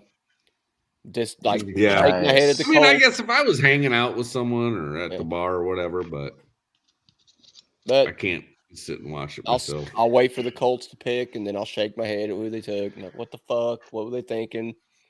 Go to match. Yeah. I don't know what already at match. So Matt, you got you're a San Diego Charger fan, correct? I'm all about the Kentucky Derby. Oh yes, let's talk about. Are you? Let's talk about. Are you now? Well. Here's the guy who passed on going. What you know about the Kentucky Derby? Hey, I come to realize, that I just don't have enough income to make it to the Kentucky Derby. Yeah, you need to charge more. I need to charge more. Now let's talk about. There's a new price guide in Mobile Tech RX 2024. So apparently, you are not measuring out all of those dents. Let's be really too long, or I'm just too slow at doing dents. I mean, Jack Bucknell is good. You can't hold them gators down. Yeah, you can't. You cannot, my friend. He's gonna break out his best gators. That actually makes me wonder. Actually, I'm gonna bring them shoes with me, the Gators. But should I wear those for Derby? Yeah. I never really thought about. I should. Yeah. I don't see why you wouldn't. And you should wear those glasses, dude. Those the hat, LCD hat, dude. I don't think you represented the hat. I think maybe you just go full Ric Flair. Yeah. Why wouldn't Ric Flair show Hey, a up lot to of the people Derby? dress up in costumes at the Derby. It's not unusual. I mean, I was pretty well set on the suit game, Yeah, let's do but suits, you man. know, Let's do suits. I mean, hey, I could certainly bring the Ric Flair outfit. We don't have to just make this one day thing. Like, I could dress up multiple times. Okay. You know, I got Mike McDaniel's outfit. I got the fucking Ric Flair. Hey, We can do it up. why don't you guys explain to the 5 or 6 people watching what you guys are talking about? All right. I'll start. Let me start. Okay, so you guys know I live next to Louisville, Kentucky, which is home of the Kentucky Derby. Louisville. It's the first leg of the Triple Crown of races, and Kentucky Derby is an experience. Of course, I grew up in it, so this is not something new to me. Since I was a little kid, we've had Derby parties. We'd go to the Derby. We would, Churchill Downs is an historic track. It's amazing. This is Kentucky Derby 150 years of the Kentucky Oh, Derby. yeah. What better year for my boys from the Dent Nerds to come to the track? And it's going to be an experience, you guys, of nothing like you've ever been through. It's going to be amazing. You're going to see a lot of crazy stuff, and we're going to drink a lot of mint juleps and bourbon. I love a good mint julep, dude. We're going to lose some races, and we're going to smoke cigars, and it's going to be the best day ever. I like doing crazy shit, so I'm in. Yeah. I relinquish my spot for Alex. Alex is taking my spot for the Derby. I'll go. Come on with it, There man. you go. You got to do it one time in your life, man. I'm serious. Like, And this is the 150. one time you got to do it, man. When is it? It's first Saturday 4th. in May. Yeah, May You know 4th when it is? It's the same weekend as the Anson Open Anson, House. and guess where I'm going? I'm going to You're gonna be at Anson. For the I Derby. know, man. Yep. We talked For the to the No, good people at That's Anson. good. Somebody can hold it down. We I'm going to represent. we warned them, didn't we? We told the good people. We at did tell them Anson. last year. Yeah. I've never And, been to the I think they were open house. like, "Oh, sweet, we get So a last year year- off of these shenaniganeries." Last year I went to Anson while the Derby was going on. They did last year. So and dude, it like I love going to Anson. Don't get me wrong. I'll never pass. Other than the Derby, I wouldn't pass it up. But it killed me, man, to be away from home for the Kentucky Derby. Yeah. But it rained all day, so that made me feel a little better. But I always have a good time at Anson, so I don't never. Yeah. never Well, it disappoint that actually trip. hailed. It actually hailed, is what it did, Glidewell. So I was Yeah. rewarded with a hailstorm on Monday. Me and Jack got to fix the. Well, so did you, but Yeah, we got to fix the Derby cars. So I got Yeah. Jack and John hooked up with a friend of mine in Louisville, and we had some hail cars left over that were at the track. They're Kentucky Derby cars. The Ford dealership leases the cars to the track, and they have the logo on the side. So we got to fix a bunch of hail cars with the Kentucky. That Derby reminds logo. me. I still need some of them photos from you, John. I think we got them all on your camera. So send them to me. Yep. Yeah, of us working around the logo. So when these gentlemen come down, they're going to come down like on Wednesday. Thursday, I'm just going to take them out, show them my spot. They've already seen it. And then Friday we do Oaks Day. Oaks Day is when the fillies run. That's obviously the girl horses, and that is the day where you wear pink to the track or wherever you're going. We're going to go to Louisville Thoroughbred Society, and we're going to hang out there on Friday. It's going to be fun. And then Saturday we're gonna have a good time. Friday, and then Saturday, Kentucky Derby starts at 11 o'clock. We're gonna be rise and shine. Let's go. So it's gonna be fun. Kentucky Derby, AM start. You know, John was just down here for the golf tournament. I know, man. Tell us about that. Oh man, dude! I saw the Waste Management Open. Were you there at 11 o'clock? It's like, you got to put me on blast, huh? It's That's called how it's going to be. Waste management for a reason. Yeah, man, oh man, it is. It is a few 100,000 trashy people. Yes, and I was in Scottsdale. I was honored to be one of them. But it's the biggest party in golf, the People's Open, they call it.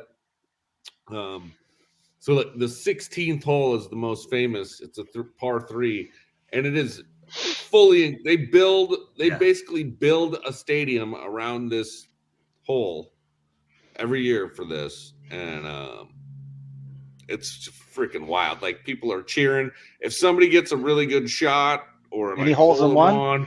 People Yeah. throw their beers onto the course. It's like it's fucking madness, dude. I went one time. I never went back. Yeah. What? Yeah, I went one time. Like, I'm in I don't think every I'll year. go back. You have like, to. it's You went with VIP. You went VIP, right?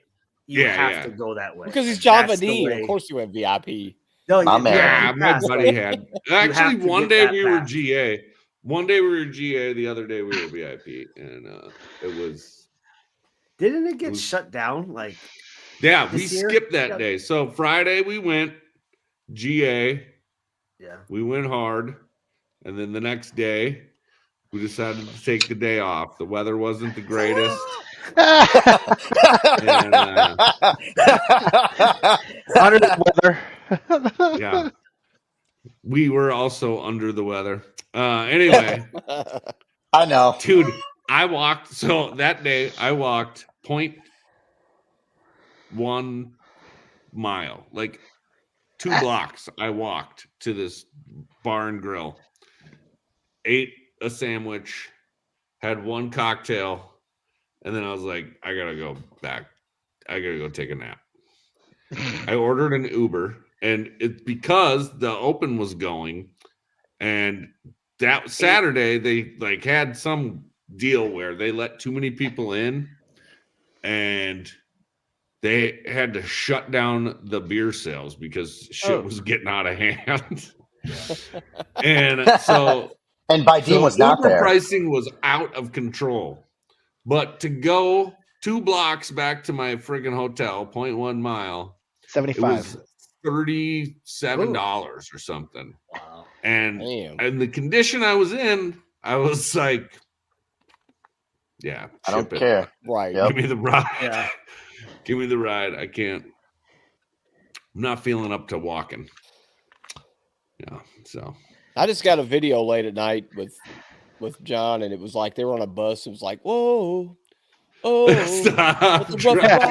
Whoa, and I was just like, man, wish I was there, man. So we had the shuttle back to the hotel. It's like a 15-person van. We had 28 people in it or something. It was fucking ridiculous. Like they just piled them all in there. And yeah, I mean, everything was a party. The van ride's a party. Every shot is a party. Like it's just madness. Madness there. Sounds fantastic. Arizona's a big party. Yeah. I don't know what the attendance was there every day, but it's in the hundreds of thousands. Like, yeah, it reminds me of like the Minnesota State Fair, where you just look over a sea of people. It's fucking crazy. In high school, I used to sneak into that golf course and bass fish. They have like 7-pound, 10-pound bass in those ponds. Oh yeah, yeah. Yeah. One dude, I think, ran onto the course and jumped in the pond. I think. Really? Fuck yeah! At one point. Salute that man. Was he? That's awesome. No, dude, it's crazy. Arizona's like that. You could go anywhere in Arizona like every weekend and find something. Not with that many people, but like, it's Arizona's. There's an Instagram account called like Scottsdale TV. You should look at that. Just all the crazy. Yeah. Oh, really? I'll have to pull that up here. It's pretty wild. It's kind of like a Florida man thing. Did you and Matt go somewhere together? Yeah. Did you guys have a private meeting? Are you in the same place? That was weird, wasn't it? Yeah, it was. It was the same time. Oh man, Matt, is that new umbrella mount? Is it on like a uniball? I was meaning to ask you. Like, what is the top? Is it a uniball? Yeah, so I had some technical issues earlier on my end. Yeah, I connected my computer to my phone, and so I had bad Wi-Fi or whatever. Yeah, it is exactly what you're talking about. It's 2 balls there. Nice. You know. Yep. Yeah. I like that a lot. Pair of balls. Pair of black balls.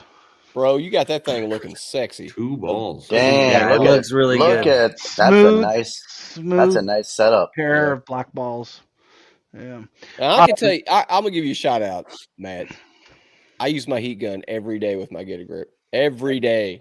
Every day. It's a nice setup. Like that's Yeah. a go. You have to have a Get a Grip for your heat gun. Well, I agree with you. You know, I appreciate that. Thank you, Mike. But I do every day too. It's wild. Yeah. And the people that don't, like I had a guy I met yesterday, OC Dents. He's in Orange County, so he's about 30 minutes north of me. OC Dents. OC Dents, yeah. It's Mark McGill. You know Jeff McGill?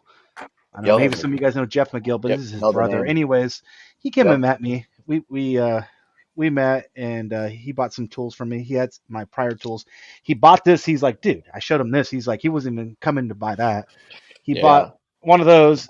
But we're talking about heat guns, and I sold him a heat gun arm, and he's like, dude, I use a torch. And I'm like, here's the thing, especially with more and more vehicles being made of aluminum, I'm like, that torch game is over. I mean, you have a smash dent on a body line, right, on an aluminum panel. Yeah. You torch that thing.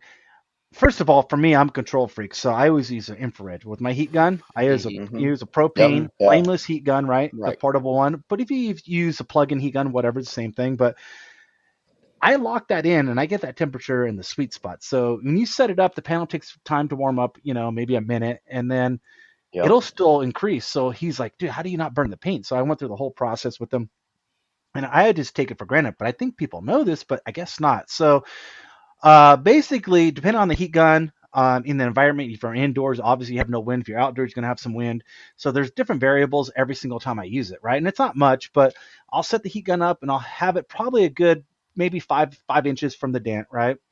Yeah. And I'll let it warm up, and then I have my infrared heat gun, infrared temperature gun, and I'll check the temperature because it'll stable off at maybe 150 degrees.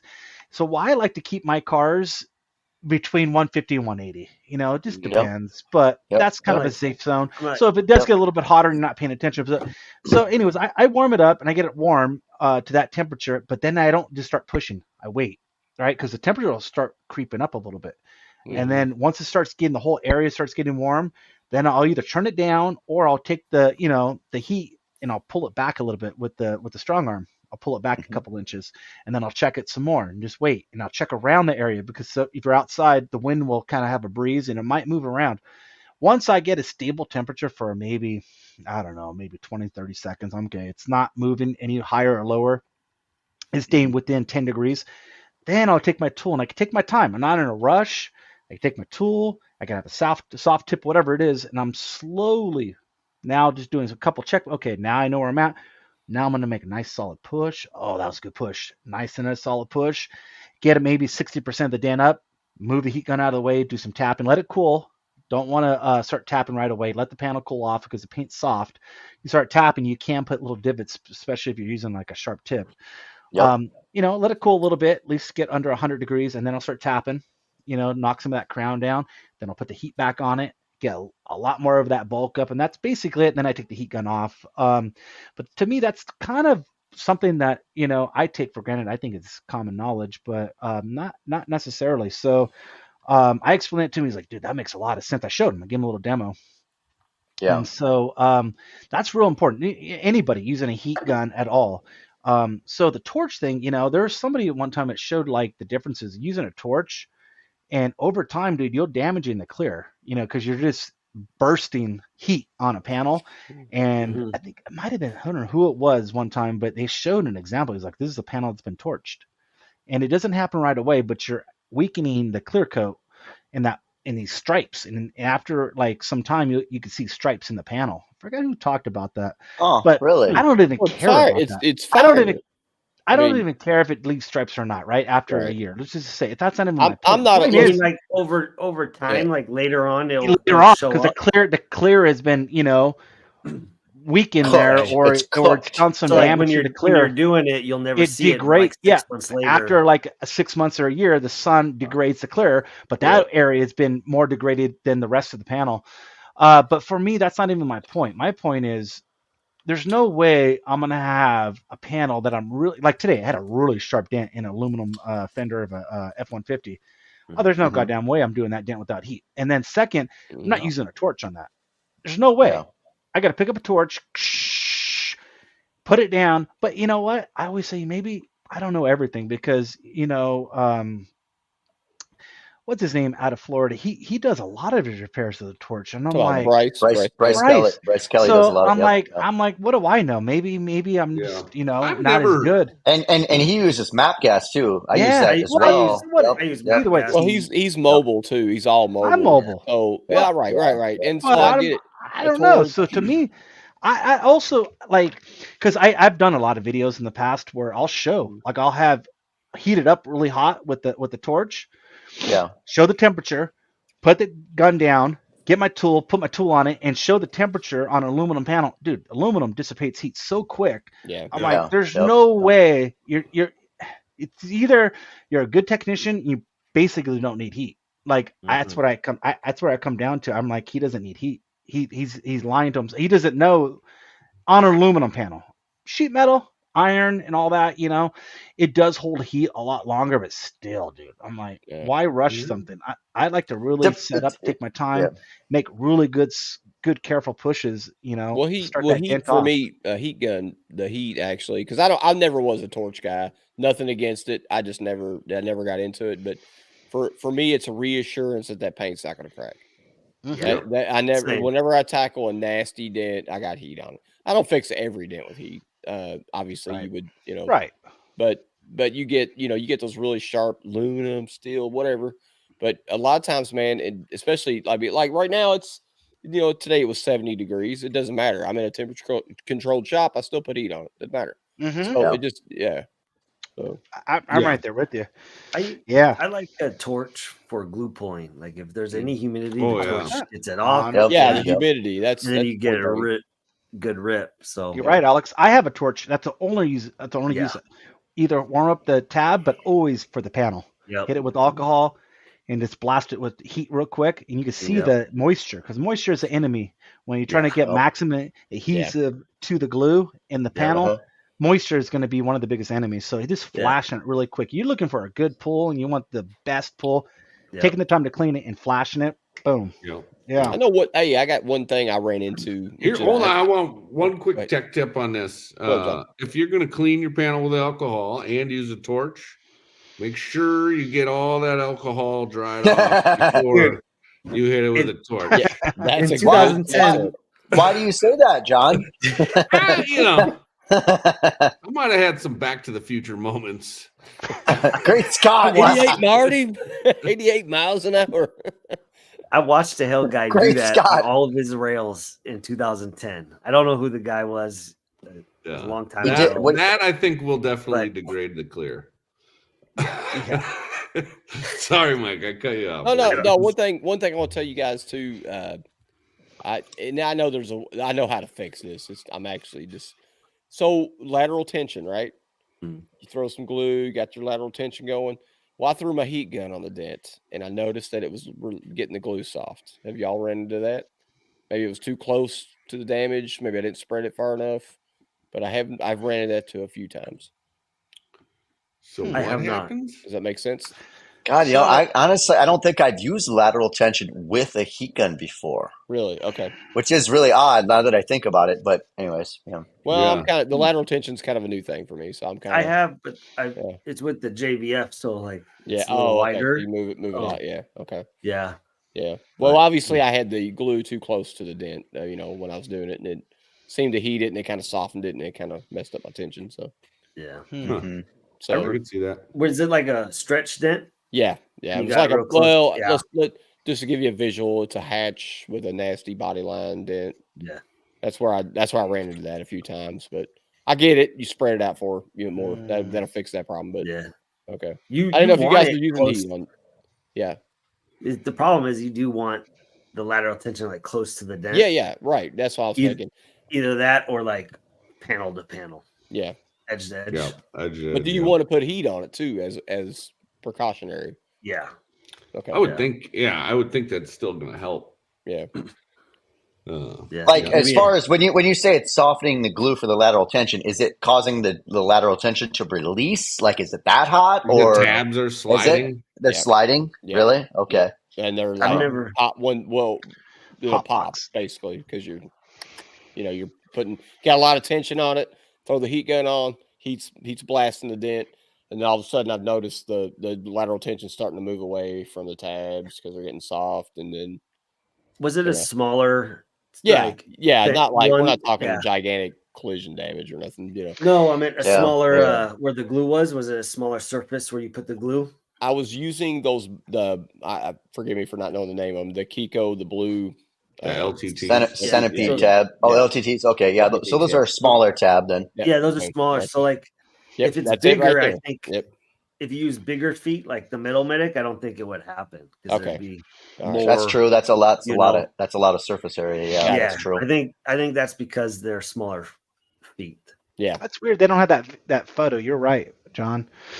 Because one of my guys, Brandon, he's got that set up, and I used it on an F-150 door. I took the door off, and I had 2 of those, and it wasn't like that. Same ones, and I actually have them separate, like that pulling tension. They don't show that in a photo. Yeah, that's funny. It worked great. What do you mean? What do you mean by separate? Like you had them in different spots, or what do you mean by I've had that? 2 of those, and I'm spreading. Yeah. Oh, okay. I saw Danny Hacker do that, and he had a video. He had a video there. I'm sure.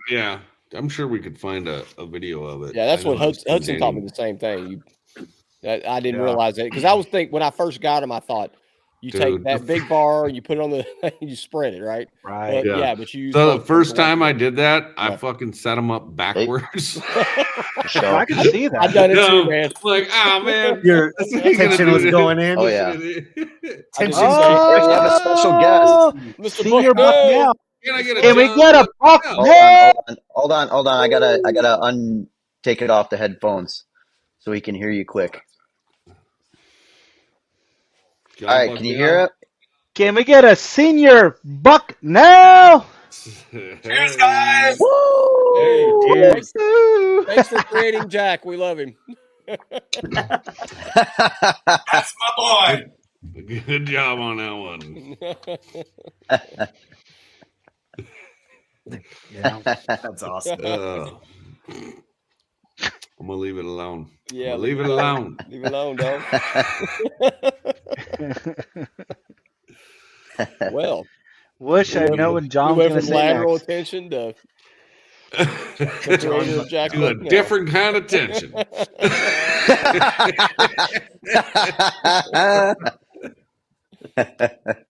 Good old Jack. Oh snap! Well, guys, are y'all ready for hail season? It's upon us. It is. I mean, it's been cusp. hailing. Like, it hailed on me today, by the way. Chicago got hit. Wisconsin got hit.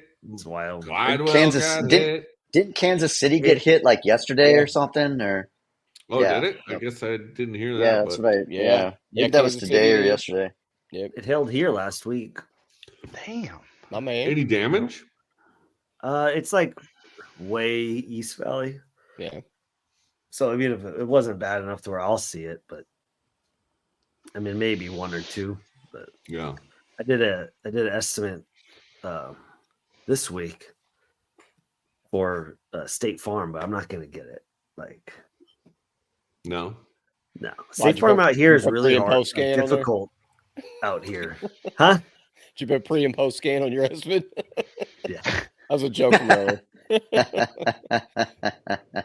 Make sure you get a car wash in there. Right. I'll deny that too. A bunch today. No, State Farm is I'm thinking difficult about it. Out in Arizona. Yeah. It's been years since I've done a hill car now that I think about it. Damn, Matt. Yeah. Damn, yeah, that's surprising. Wow. Yeah. Since you fixed any hail, it's been that long, huh? Yeah. Wow. How many years? 2 or 3 years. It doesn't hail in California, really. Well, if it does, it's not anything that does any damage. Yeah, it's different. A little BB hail. Yeah. Yeah. Yeah, I'll get it from out of state though. So if someone that lives here was driving through the country and then went through a storm, then Yeah, I get that a lot too. Yeah, but nah. 1 year though, I did like 9 or 10 cars. Yeah. Oh, really? Yeah. Yeah, that was several years ago though. Yeah. Hey, quick question. When I say several, how many years ago was that? Oh wow, I several. was asking because I was in a Three plus. Okay. I would say a couple's 2, several's I'm gonna say 3 15 plus. years. 15 years back. I'd say 5 to 7. A few would be 3 or 4. Several would be 5. What do you think, Alex? That's fair. What was the question? When I say several years ago, what does that mean? How many years do you think that Like I'm 7. talking about? 7 years. 7. All right. Me and John are in the same boat, dude. But I looked it up. We had a little discussion a few days ago with some friends, and it is more than 3. That's kind of what the consensus was. My review of my research was more than 3. But I'm like, 7. There's several. I mean, what are we doing here? I'm thinking 7, maybe 8. Yeah, but maybe there's 6. not 6 roll. How long ago was that? 6 roll? 5 roll? A few? But no, Jack roll. nailed it. Jack nailed it. Based on Google research. Wow. But yeah, no, it's been several. You got So the internet's always 3 or right. more. Yeah. Hey, we're giving advice here. Google might reference it. It's called Dent Nerds. Hey, dude. Hey, what's the definition of pie? Come on, guys. It's Pie Day. Oh yes, It is Pie Day. We didn't even forgot to talk mention that. about Oh that. yeah, yet. we haven't even. Yeah, we're an hour and hold 45 minutes in. I already had Yeah. pie this morning. Come on, guys. It's Pie Day. What kind? Attaboy. I'm not a pie guy. Oh, favorite? No. What? Not at Okay. all. Nothing. All right. No. I'm gonna pull it up, but how do we? We got to everybody in your head. How many digits of pi can you get? Oh no, I don't. Dude. 3. Yeah. 3. Yeah. Right. Yeah. Can anybody get more than 3? 3. No. No. I think it's 3.14157. We're not much of a nerds. Let's What is it? Google it. Oh, What's everybody's favorite type of pie? Since we're on this subject. Mud pie. 3.14159. Ooh, you're wrong, John. If I were to eat pie, that'd be like that. Have you ever had like a mousse pie? Like it's like a chocolate mousse. Mm-hmm. Oh, French silk. One I'd eat. I like French derby. silk. I like derby pie. Derby pie. Derby pie. I like Harry pie. What is? There's Harry pie. What? There is such a thing. What's it like? Wow. What is? that? Yeah. Oh, What? John. Wow. Whoa, easy That's here, sir. A lot of digits. True nerd. Dude, no, dude. There's a lot more than that. Just keep going, like times. Oh yeah, infinity. it can keep going forever, but Yeah, just keep it going, John. That's precise. So what is a derby pie? What is that? Like It's basically a pecan pie with chocolate chips in it. Oh, nice. Oh, Very okay, good. that's Very nice. good. Yeah. I Big love in this pecan area. It's pie. very good. Yeah. Yeah. Good Yeah. shit. Shepherd's did pie. we have that at Thoroughbred? Oh, you Somebody did. got- You all did have. Oh, I had a bite of that. That's right, Danielle. that's Lovett. right. That was fantastic. Yeah. Huh. Not bad. And also, like pumpkin pie. I'm a pumpkin pie guy. Oh yeah. Well, I'm a pumpkin pie with like 2 times the amount of Cool Whip on it. So Yeah, my man. yeah, I dump it at like 1 piece of pie, man. pumpkin pie, and then 2 to 5 times the amount of Cool Whip. So it's like Cool Whip that I might bitch. as well just put the chunk of pumpkin pie in the tub of Cool Whip and then just eat it because That's the that's shit a right that's a there, buddy. safe number. That's how I would roll. That's the shiznit. Look, I need to do that. I need to just make French that silk a pie or apple a la mode. Apple Oh, pie. man, Yeah. I'll fuck apple pie up. dude. But apple pie warm with like some ice cream. Yeah, that's what I'm saying. A la mode. Okay. I didn't know that was the term. That's an You've actual never like heard that's how that? they. No. Yeah. No. Yeah. No. You never read a menu? Apparently not. No. No, because I just am like, give me the biggest steak you got, and I'm not going to eat anything else other than this. So, Fair. Yeah, that's what they say. A la mode. I like to drink my dessert, so it is what it is. So I don't make the rules. You like Pappy Van Winkle tenure, right? Yeah. I saw some of that actually at the cigar lounge. They've got that. Nice. And had some what's that really nice tequila? The Casa the white and bottle? blue bottle. Yeah. Oh. No, not Don Julio. No. With the bell? The crumb Yes, bell? yeah. They actually this last weekend I went out and I had some and I didn't know that was a thing, and they're like, you gotta smack it like and ring it, and I'm like, what? Your ring. Yeah, you I put have your no ring up idea. there. Yeah, that was cool so as shit. When we were in Mexico, me and Sally went out for dinner, and the guy, everything, I couldn't read the menu. I'm just like, I'm just gonna do whatever you recommend. So he recommends all this shit, whatever. And then he comes over with that blue bottle, and he's like, "You want some of this?" And I was like, "I'm in." Sure. So I grab the bottle and I go to start. Like, I'm just gonna take a pull. He's like, "No." Wow. I love it. It ain't that kind of party, bro. I'll even pour you a glass. You're just like, how much is the bottle? I just want to make this happen. Yeah. Can I take this back to the hotel? $10,000. Hey, speaking of alcohol, I'll take two. Speaking of alcohol, I think when you guys come down for the Kentucky Derby, I'm going to break my Angel's Envy bottle out. Damn, Alex, you're in for a treat. The one you poured yourself? Yeah, I think we're going to break it open. The Dent Mate bottle. We're going to break it open because it just seems fitting. It does. That is. I've got plenty to drink. I got plenty for you guys, so we'll be fine. Yeah. I got some Kentucky Derby whiskeys the other day. I just picked two that had horses Those on are them. good. I was Those like, are good. You gotta get ready for the Derby. There you go. Yeah. Yep. Those are very good whiskeys. Mm-hmm. They are. I haven't I only opened the rye. What do you got? What you got there, Maddie? Teeling. Oh, that's a really good Irish whiskey. I picked that up in Ireland. That's awesome, man. Fuck yeah. Where did Jack go, dude? Jackson gonna try to top me, dude. Maybe. He's gonna break something out. What did I get? This one. I haven't cracked it yet. I'm waiting for. I might have to crack this tomorrow. Nice. Liberty's Dublin Irish whiskey. Hey, Alex, do you drink, Alex? Do you drink? I do. I'm just being good. Being good tonight. Look at that little bad boy. Okay. So most of my whiskey's right behind me. So boom. So I've got a few upstairs, but boom. Well, it might be time. I already had a shot of this. So were we doing you guys doing another car bomb, or what are we doing here? Are we doing another shot? Or I'm pouring a car bomb. God damn, I can't believe I don't have any. God. I turned around and realized it was here. Are you still doing no carbs? I'm taking a little break from that. Nice. Nice.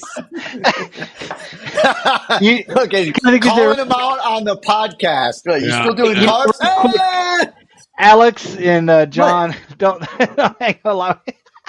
So are you he's telling me no carb? Yeah, the no social media, the more social media on Matt. That was I think I mentioned it before we started, but I did do kind of New Year's Day kind of thing. I wanted to be more active on social media. So that was kind of like my promise this year. Yeah. And like John, dude. John, no carbs. For me, it was more posting. I posted posted once this year. It's hard. Hey, here's to having goals, and here's to breaking them. Cheers, boys. Look what I found. Here, where you at, Alex? I went to grab a koozie. Look what I found. Woo! Nice. Who are those These redheaded guys. These redheaded dudes. Look. John, you did no carbs for a while though. Yeah, pumped, like 3 weeks. I lost like 15 pounds so far. Damn. hard to do. Nice. Hard to do. My man. Yeah, well, It's awesome. not eating bread or sugar is hard to do, but It is. Yeah. Yeah, it is. I mean, I pizza. wasn't even drinking Coors That's Light. hard. Yeah, no pizza, no. Oh, What were you drinking? Like Could've done, vodka like- only? Like, or no, you can't even drink vodka. soda. Well, Vodka yeah, soda is what it is.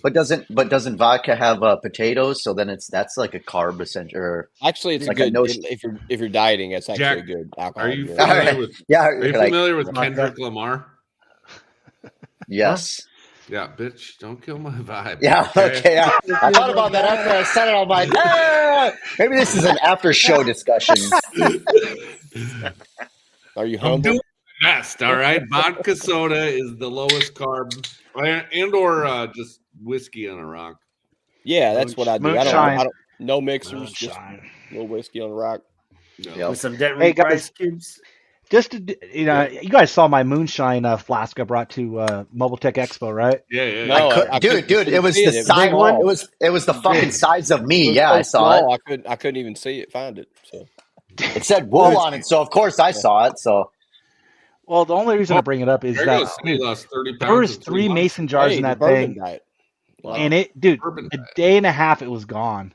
I'm like, sometimes I'll You're an bring MTE. like 2 bottles. Yeah, dude, I needed to bring double. It was ridiculous how much people drink. yeah, because you were out of it when I saw it. You know, it's like, oh, cool, Yeah. and you're like, it's empty, but you can check out the flask. Here's where it says woo, and I'm like, woo, but I Right? can't drink it. So all right, it's all right.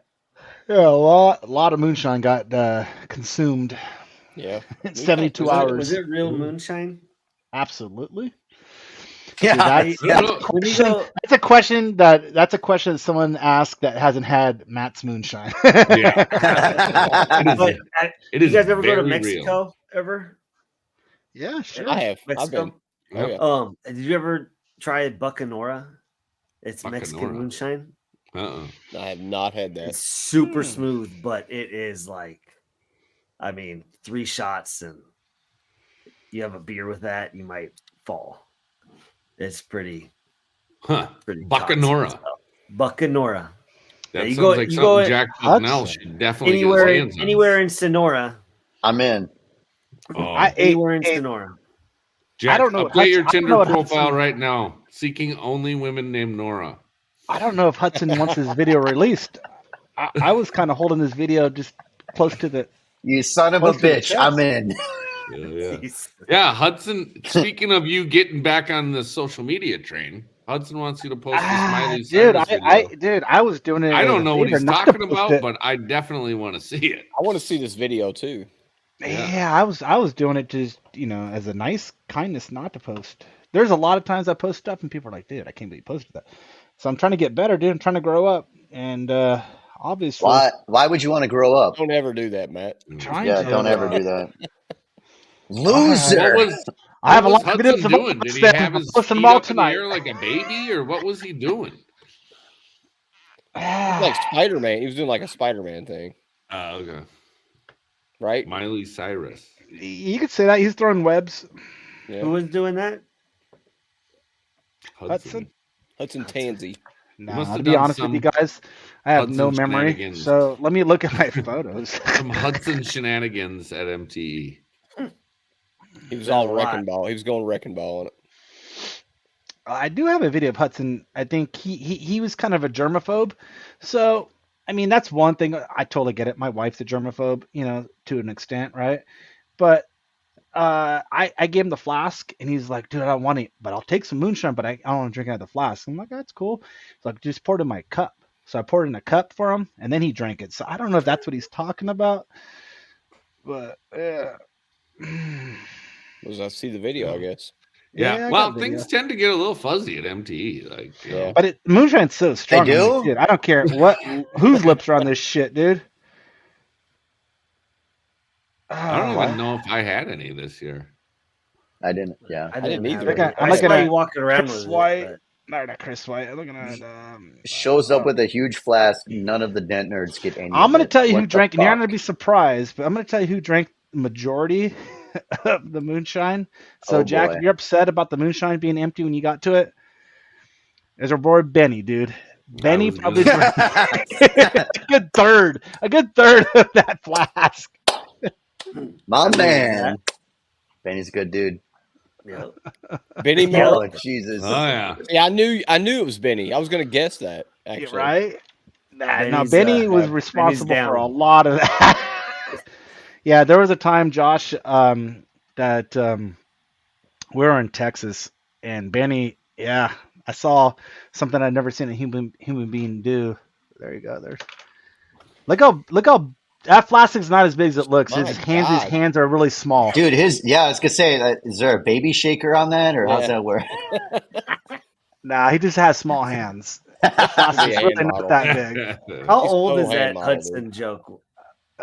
Forever. That's old, that's man. a Go back few to, years like, ago. PDR, PDR tool time. Yeah. Yeah. What's up?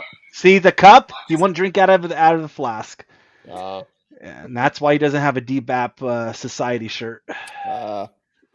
Yep. well, he did good. I'm proud of him. Hey, what's this drama we got going on here? Go What check. drama? Sorry, I'm gonna stir it up. That's the post show, dude. Don't bring it up now. Oh, well. You You ever seen my show? I'm gonna put it up. Give me a second here. Who is this guy, dude? I see this guy around. I don't know who this dude is. He takes all the selfies. He takes all the He's selfies. got a great tan. It'd be way cooler if he didn't have his hand in front of the woo, but I'll allow it because it's him. So Kevin Bird's the man. Davo, yeah, my man, yeah. Woo!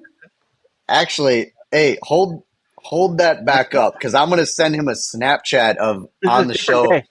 This is a different day. This is daylight. Damn, it is daylight out. My man. That's the whole Hawaiian party. Dave partaked a few different days. Another reason Jack what is didn't this? have. What is this? This is the post you wanted me I to post. have a wait a minute. Let's see. All right. It says, I have dents and scratches, so I need advice on what tools to use, bearing in mind a beginner. Okay. Jesus Christ. All right. I PDR love that. Beginner should be renamed to PDR Looks Easy. What tools do I use to fix my car? This guy's asking about scratches. I only stay to see what knockoff tools they're going to promote next. He's gonna get blocked. Fair. No. Not only. Yeah, no, that Carl Stuckey shared that, so that's not going to be a thing. No, we're not talking about Carl. Oh. You're talking about the guy that posted that in the PDR. Yeah. No. Yeah. This Well, is talking about in that PDR beginners group, he will not be banned because that's what everybody does in that group. Really? Yep. Yeah. I left that group because it was Well, I mean, I left it. I think what you're getting into is when you got so many people in a group because they have a lot of members in that group. I think So that doesn't mean everybody's a dent guy in there. That means you got people that aren't dent guys. That's exactly it.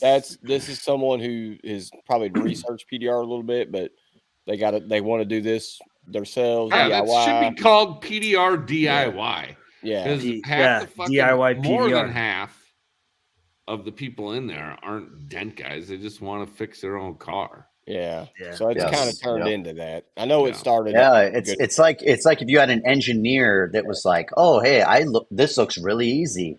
Yeah, I can draw. Okay. Yeah. Okay. The Good guys luck. Run it are like self-taught, aren't they? Yeah, and engineers. And drivers. Hey, dude, I think I'm an admin of that group. Can you guys not talk about it this way anymore? Are you an admin? You're an admin over there? Fucking bullshitter. We might I all don't get know. blocked. I don't think know what we all group are. we're talking about. I mean, let's talk I think we about all are. how many. I've looked at it. Have y'all ever thought twice. about it? Sorry, Matt. Go ahead. I'm cutting I'm you off. sorry. Nah, I think I've only checked it out twice. How many? Have y'all noticed? There's like how many dent groups we have now? There's too many. Over the years. There's like There's too many. there's a lot of them now. Like I remember when it was only like a handful of them. Nothing wrong. I mean, it's great. We're all communicating and we've got different groups of things, but Yeah. so many of them. I still like dent techs. Yeah. Dentex like only. Dentex only is good. There's Who a came lot out of with good that ones. song that was like all I'm- the drop, all the DT? That was Dental. You know what I'm talking about? Dent. Yeah, we talk about it from time on this show. Dent Technologies, right? What's our boy's name? No, Jeremy Langton. Jeremy. someone made a song. So- He made that song Yeah. about Dentex only. Oh, I don't know about that. Somebody made a song about that. Yeah, Well, they Jake posted Gearhart it in made the that guy. He James made Lee it. Hi. song. My name That was- is Martin Glenjoy. Remember Martin I didn't Glenjoy? hear remember- that. Yes, I'm part of that group. I remember Martin Glenjoy. It was like a mystery. Who is this guy? Yeah, we know Yeah. who it is. Yeah. Who does somebody know who he is? Of course. I never got the reveal. I thought I How missed about it. how about what's his name? How about the other big guy? Izzy.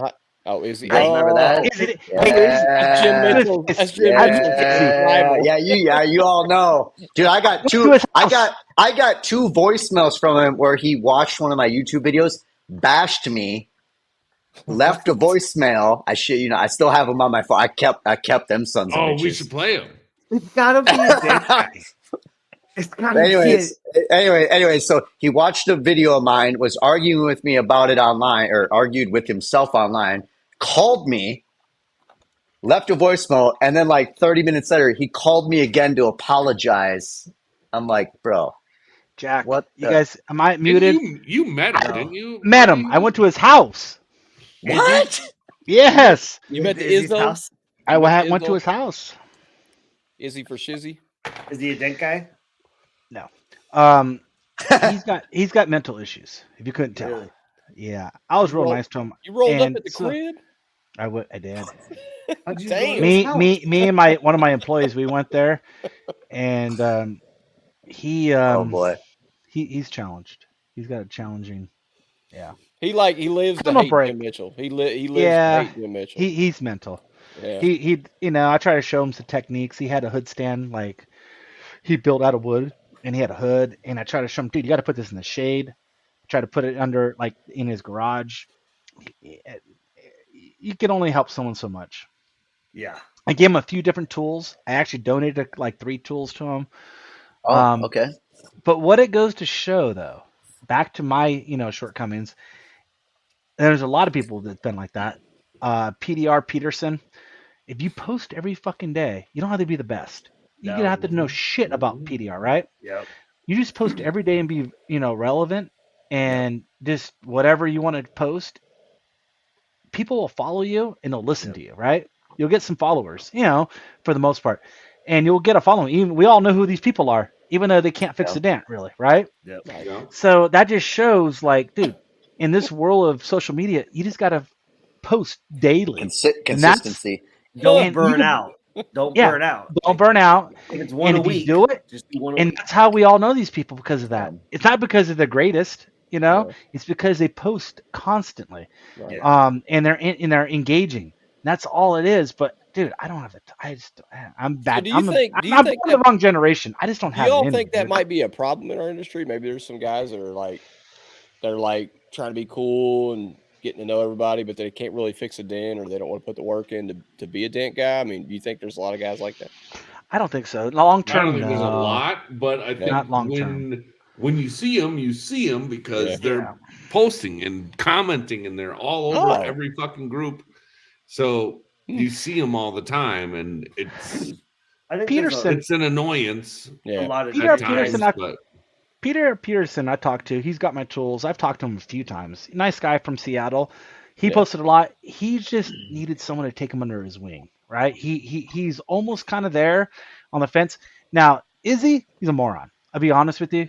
He's never fixed a dent in his life. He's never done a retail job. He's never gotten paid for a job. Yeah. But he came off as an expert. Like, someone will post in, like, whatever, PDR beginners, and he was, oh no, but he just so involved in the industry that he would know, oh no, you should have done lateral tension. You should have done this. You should have used this tool, right?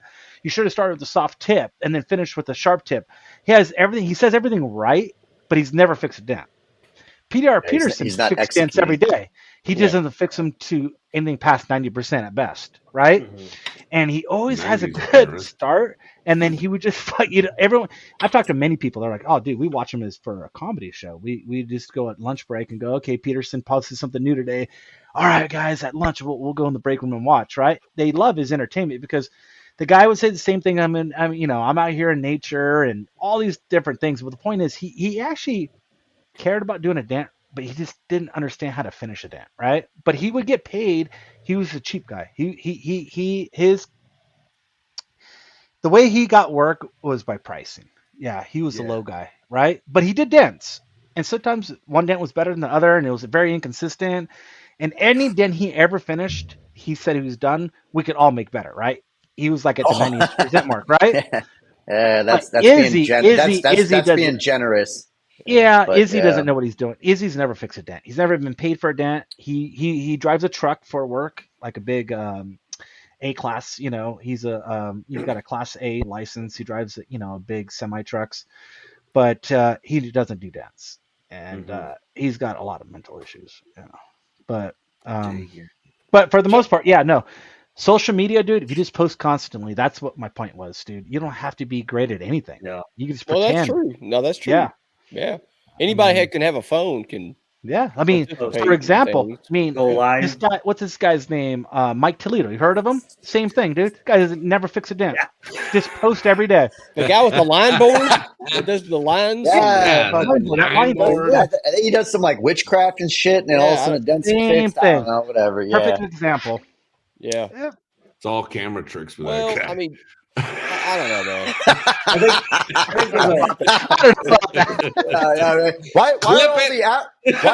Why are all the afters in 480?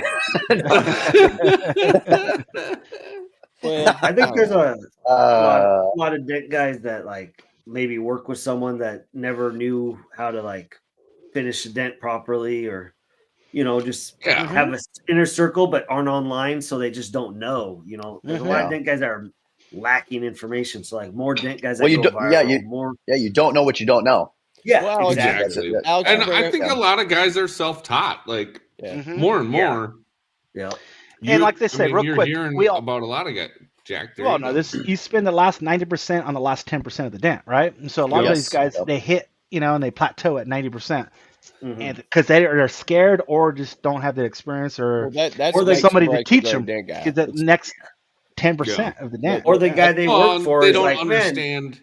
Sometimes you gotta make it look worse before you make it look better. So throughout the repair, you will go backwards and. Yep. In order on big shit, absolutely. It always looks worse before it gets better on difficult dents. Yeah. And that's one thing that's one thing that Bryce Kelly shows. Yes. And he specifically states that, like, hey, this is sometimes you got to go a little bit backwards, because like for all of us dent guys, we know like, no, it looks worse, but it's getting there. Yeah. But a customer would go, oh my God. Like, well, it doesn't all come out laterally fucking smooth the entire process, Yeah. Dragos puts it perfectly. I like we all still learning to fix it.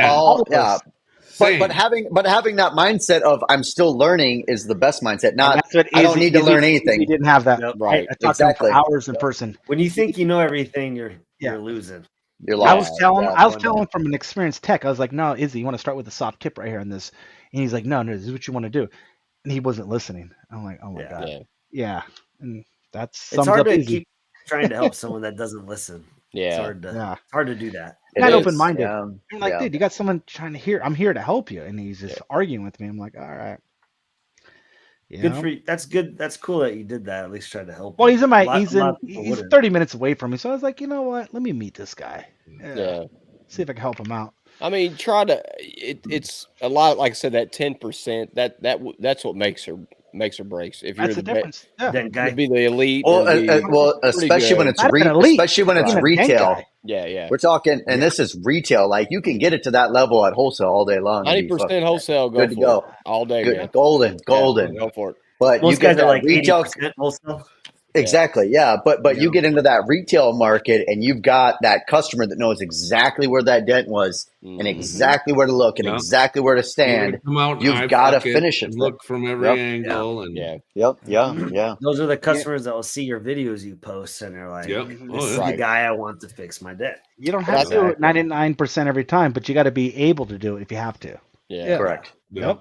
Everyone fails still, but right. You know, like what I see get posted, that's just a highlight reel. But going back to Izzy, who I don't know personally, and I'm not going to say anything negative. I really don't know him, but I think a lot of it is we've built such a culture in our industry. Like other industries admire what we do, like the MTE and the get-togethers and the online presence, and some guys really want to be a part of that. And some guys really are interested in dent repair and they want to get involved in dent repair, but they don't. Either they don't put in the time or the work to be good or be elite. Like there's levels of this shit. There's, you got your Bryce Kellys and you got whatever, and it's like you got to put in the time. And a lot of guys don't understand. It ain't about being on Facebook. It ain't about being on podcasts. It ain't about doing that. It's about actually fixing a dent and being good at this and being able to learn from other guys and about to share the knowledge that you have with other guys. And there's a lot more to this. So, I mean, there's somebody asking for help here in the comments. I don't have no idea who it is, but it sounds like he needs someone to take him under his wing. I don't know who that is. I'm thinking I'm an open book. That's DentTrainer.com. Shane Rosa. Yeah. Oh, I never heard of him. Help me help you. I call Shane Rosa's Bryce Kelly West. That fucker. That fucker can. He can fix that. BKW. BKW. Yep. Photoshop for Photoshop. I don't know like so coming off of what you guys say, I see it a lot in ARC. Like you see people that take before and after photos. And it's like we all know exactly where you're going to get that sweet spot angle. Yeah. No, not gonna fly. Like I call it the money shot. That's how I got mine. Who signed it? Not Jack. Robert. Well, I mean, if I'm taking before and after photos, if you don't see a light on, it's for the customer. That's for the customer. That's what I was taught. They was like, hey, if you're going to do a before and after photo, no light, just do it that. If I'm doing it for ARC, if I'm trying to qualify or, for ARC, I got to put a light video on it. Yep. Actually, videos are definitely king. And like you said, light for dent guys, no light for customer, because a customer has no idea what they don't know. Yeah, they don't know what we're looking at. I think it's a heat lamp. Yeah. Exactly. Right. Exactly. Yep. I do like doing videos like for customers and dent guys without the light, because so many dent guys will flood out. Even in a video, they'll flood the dent. Well, they don't realize the customer. You gotta preach to the customer. Well, not only that, but like we all know, like you take let's say a bigger door smash or something, you get close to it and you only go, let's say, from the, what would be the, let's say 200 degree to what's the opposite of fucking whatever, like not even like 80 degree. You're not even a nerd. You're not a nerd. Like you're looking at it and you're looking at it from this angle. Well, if you get closer to 270 and 90, that's what separates the fucking men from the boys. Yeah, but like that hard angle. Yep. And well, like even like when I was looking at originally when I was starting, like talking, or not talking, but seeing like Sal's videos, he's looking at a fucking tree reflection from fucking a mile away. Right. But that's accurate as shit. Like I've had dents where I'm like, I can't stand 45 feet from the car and fix it. Like that's just it is what it is, I had a customer looking from 12 feet back. Really? And so he was watching me. I wasn't done, but this guy was on a fender on the top of the fender, right? So it's not low. And so he was back of the bed. He's at the bed, the tailgate. I'm at the fender with the headlight, and he's looking back there. And exactly. After I was like done with the board, put my board down, and then I started using a tree or the house down the street, right? I'm outside. Yeah. And that's how I finish the dent. I mean, I do that quite a bit, but that's really smart for techs that don't know. We all know that, but yeah, that's the best way because they're not going to use a board when they're looking at the dent. They're going to use the same thing that I'm going to use. So you got to figure out like, okay, they're going to be using that tree down the street. Okay, cool. Now I'm going to finish the dent with that tree. So when they come out, they're like, dude, looks great. You know, so right. Yeah. You use lines, right? I do. Yeah, so I think I go ahead. Who is this? Woo! Line. Shout out to Dylan. As we're talking about doing video, she's Fetty's. Gene Fetty's. Oh yeah, I bet her. Video production, and that's Riley Pritchard. I don't know, but he said, "Can you smell what Jack is cooking?" Yeah. I fucking knew it. Nailed it. My man. I don't know, Riley. Do you know Riley? That's her boyfriend. Oh, okay. Love it. Yeah, I met him at cooking school. Oh, okay. Good guy. He's gonna be cooking some fried rice. So, got you, fam. Do you guys think people cook fried rice? You just order it. No. Whoa. No. You haven't delivered, but no. Immediately, no. I want to spend a ton of time to make fucking fried rice versus ordering it. Absolutely, yeah. Ain't nobody got time for that. Yeah, right. I got Match Cigar Lounge to go to. What are you talking about, Willis? Get time for that. Matt, you think word of mouth is better advertisement than like videos and posting? Well, yeah, but it's also very difficult to scale. Hey, John, he asked me. He didn't say, hey, John. Oh, did he say, hey, Matt? He did, specifically, yes. Matt. He's next to him. All right, everybody else, shut the fuck up. So, hey, Matt, what do you think about that question? Great question there, Alex. Now, for paintless dent repair, honestly, word of mouth is stronger. For me, in my area, word of mouth. Yeah. I think so. Yeah. Now, for tool sales, no. Hands down, dude. Word of mouth shit. I mean, it does help, obviously, right? But for selling tools, social media, ads, stuff like that, absolutely. If you're selling something like that, like a tool, I don't know. What do you think, John? What's better in your, Reaper tabs? He's actually out of the room right now. John is not participating in this conversation anymore. So he could hear us. He's like, man, fuck you guys. I'm leaving. Yeah. No, but to answer your question, for me, in the industry of doing dent repair, word of mouth by far. Yeah. Yeah. Because Dave Shalott is all word of mouth, basically. Yeah. He's super busy. Well, he's been doing it a long time. But he hasn't been in Arizona that long. He's only been in Arizona but he's good. 7 years. He's good though. Oh yeah. Dave Shalott. I don't know who Dave Shalott is. Isn't retail dead?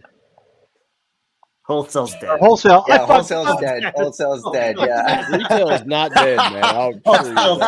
I meant to say wholesale. Isn't retail dead? Fuck that up.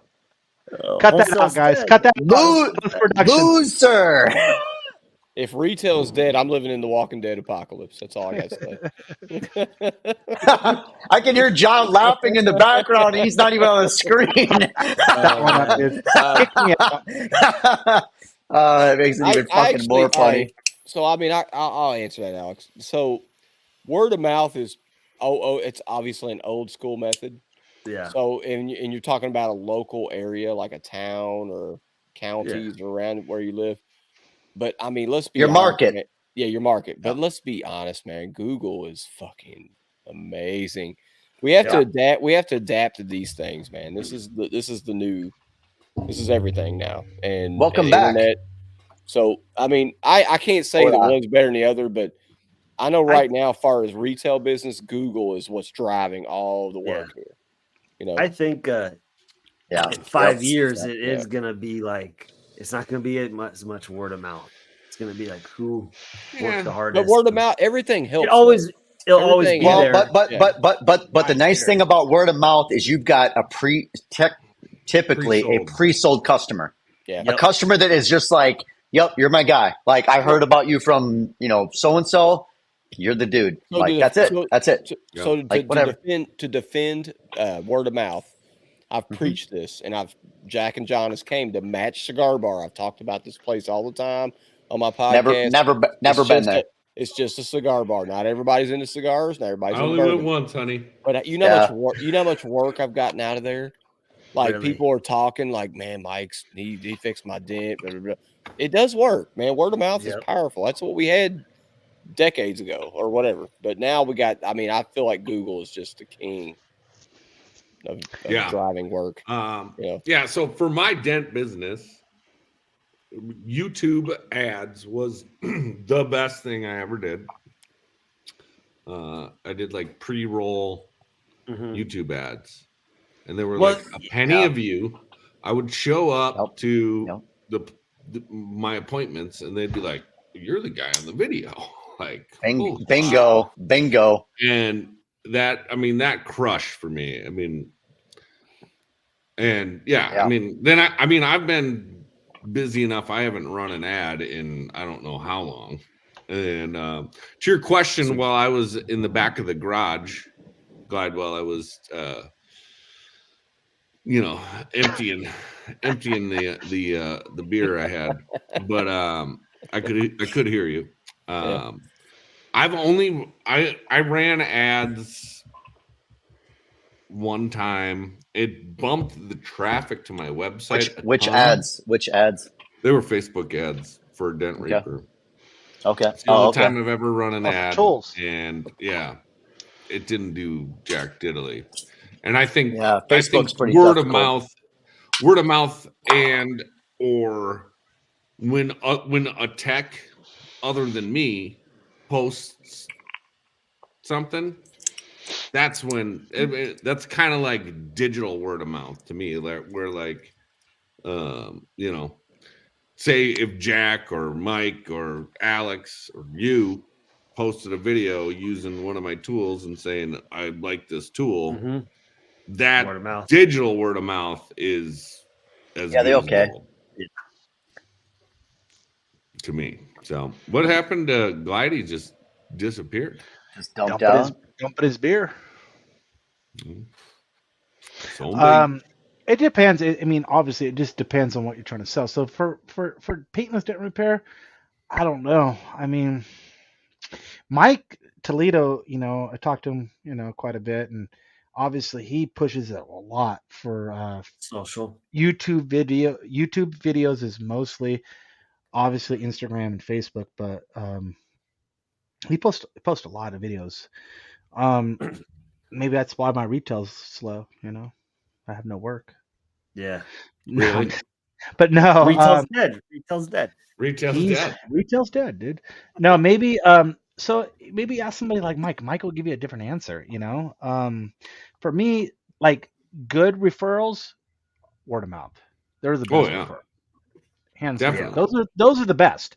So even with tool review, stuff, the best, referrals, but how to hit a bigger, part of the wall when you're throwing shit at it, social media.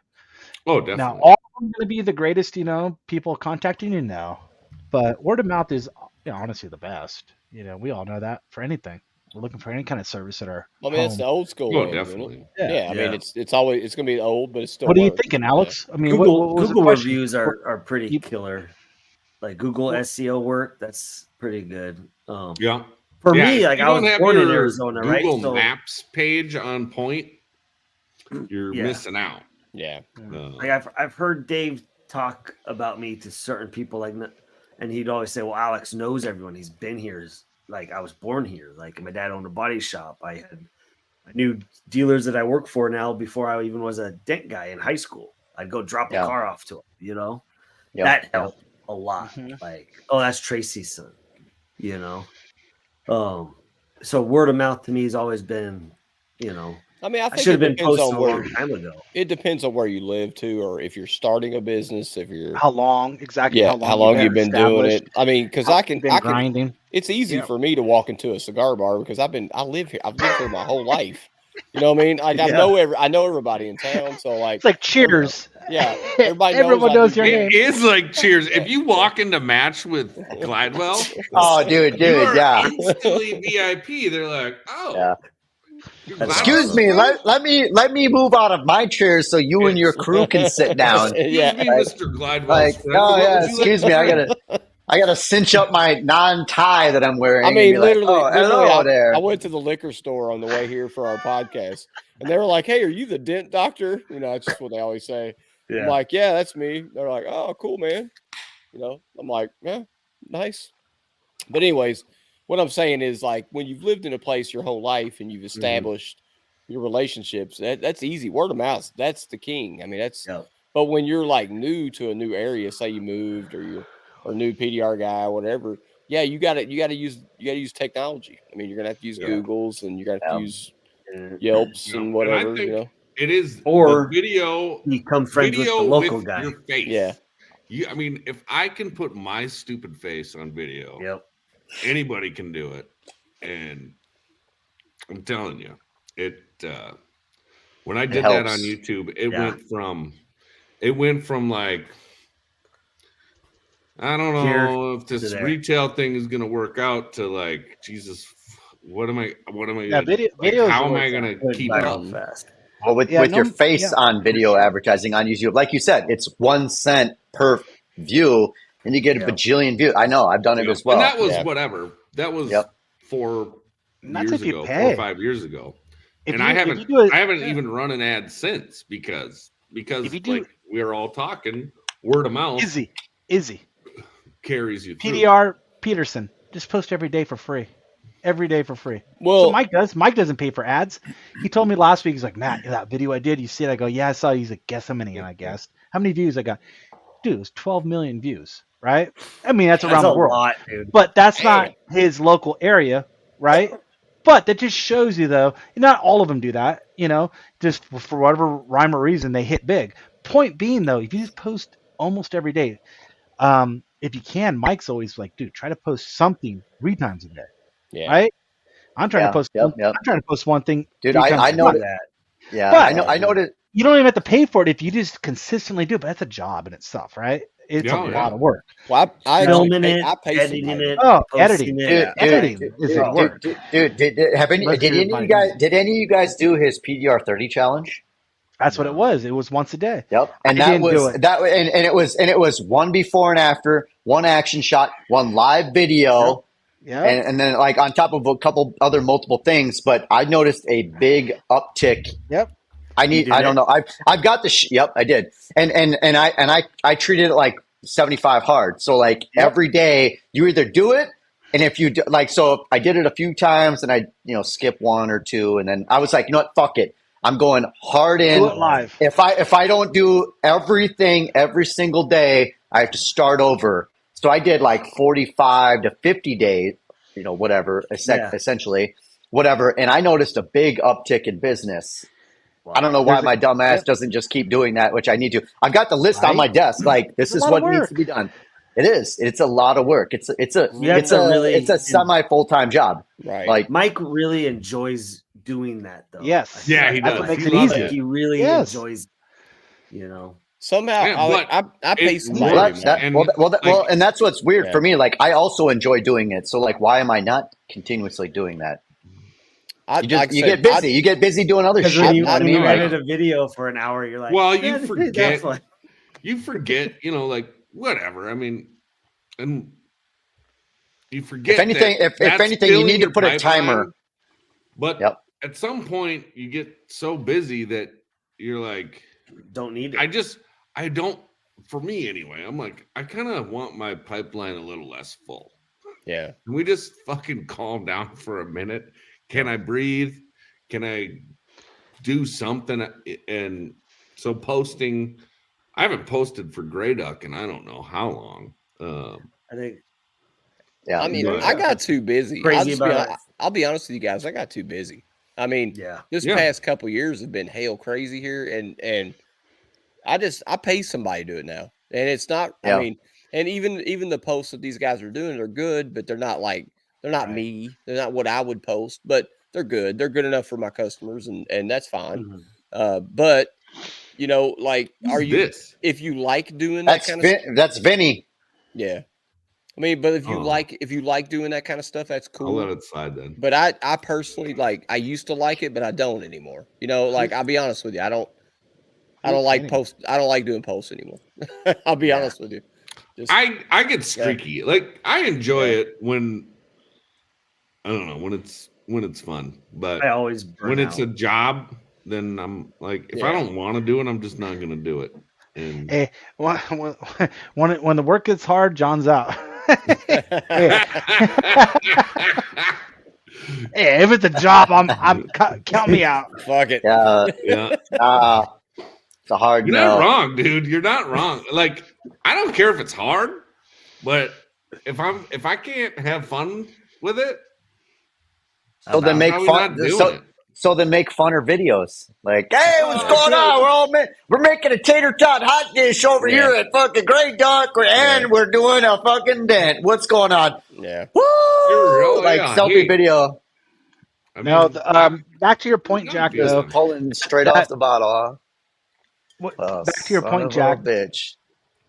What Mike did though, it is the Irish I do miss that he did that. That's how I really got close to Ray Gonzalez through that 30. What did he call it? 30 hard? What did Mike call 75 it? hard. That's Andrew Priscilla. No, he's talking about the video challenge. Toledo. Toledo. Yeah. 30 something. What was it called? Was that a PDR 30? Mega media event thing? No, yeah, it was related just something. to that. Was it? Yeah. I thought it was something he just came up with just to challenge his people that watch him. Look, it was you really guys' smart. His logo has horns now. Hey guys, listen. I got to sign off. I got to sign off. No, it's almost 11 here, so I got to sign off. So First nerd down. Hey, I got a nasty one to do tomorrow. So remember that pre-talk we had, dude. Go for it. Way to be happy for you. You need my Thor hammer. I don't know. That might work actually.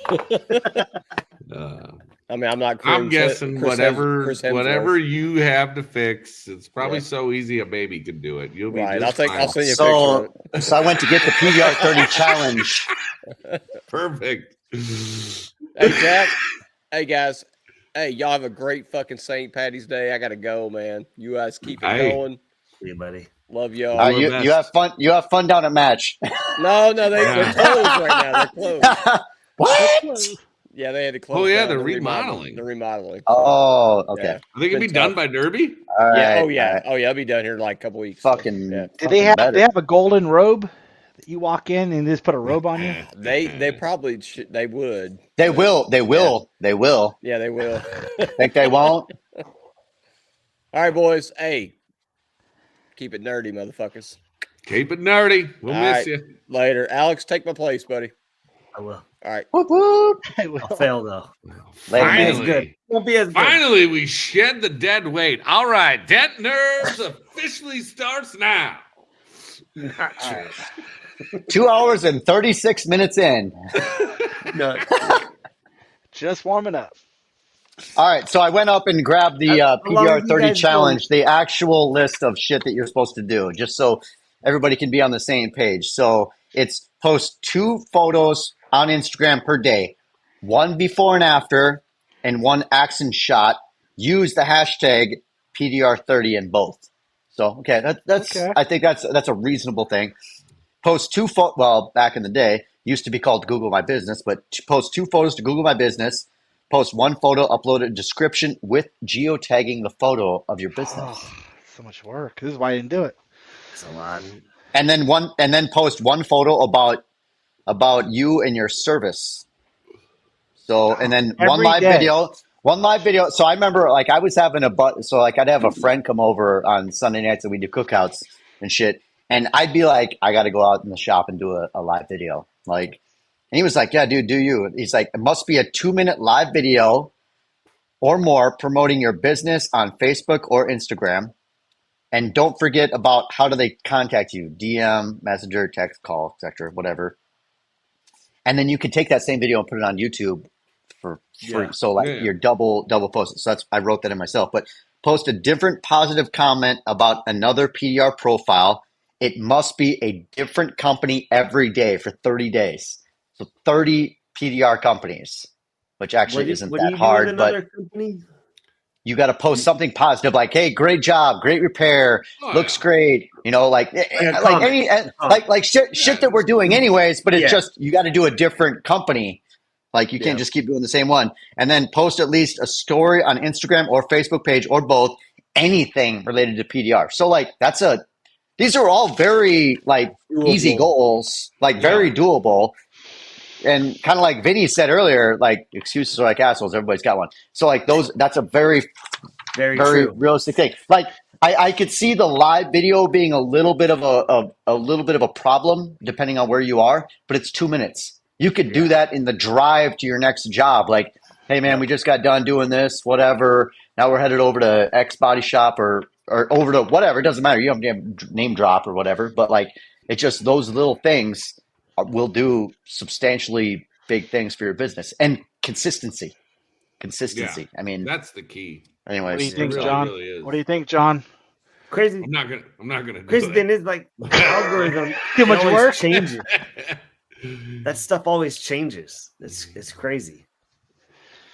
But consistent, but consistency is the key. Algorithm though. It doesn't matter. It is. No, it is. If you post every day, doing even all that stuff. If you did all those posts, if you did a quarter of what you're supposed to do there, it would be.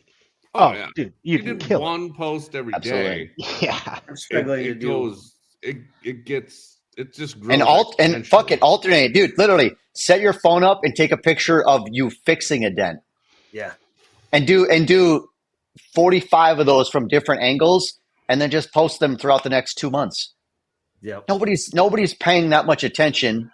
Yeah. Even a dent guy. If I see a reposted video that I know because I'm on social media way too much, I'm still like, hell yeah, great job, good repair, great angle, great tool, whatever. It doesn't emoji. I whatever. like doing the time lapse videos. Yeah, I do too. Yep. Yeah, I like those too. What you said about like no one's paying attention that much, like I feel like that's where a lot of guys don't post much. They feel like because people look at it as a short term thing. Oh, I posted 3 videos, I didn't get 5 million likes, and I don't have $50,000 in business additional. Like that's not how it works. Like it's a long term, just like SEO on your website.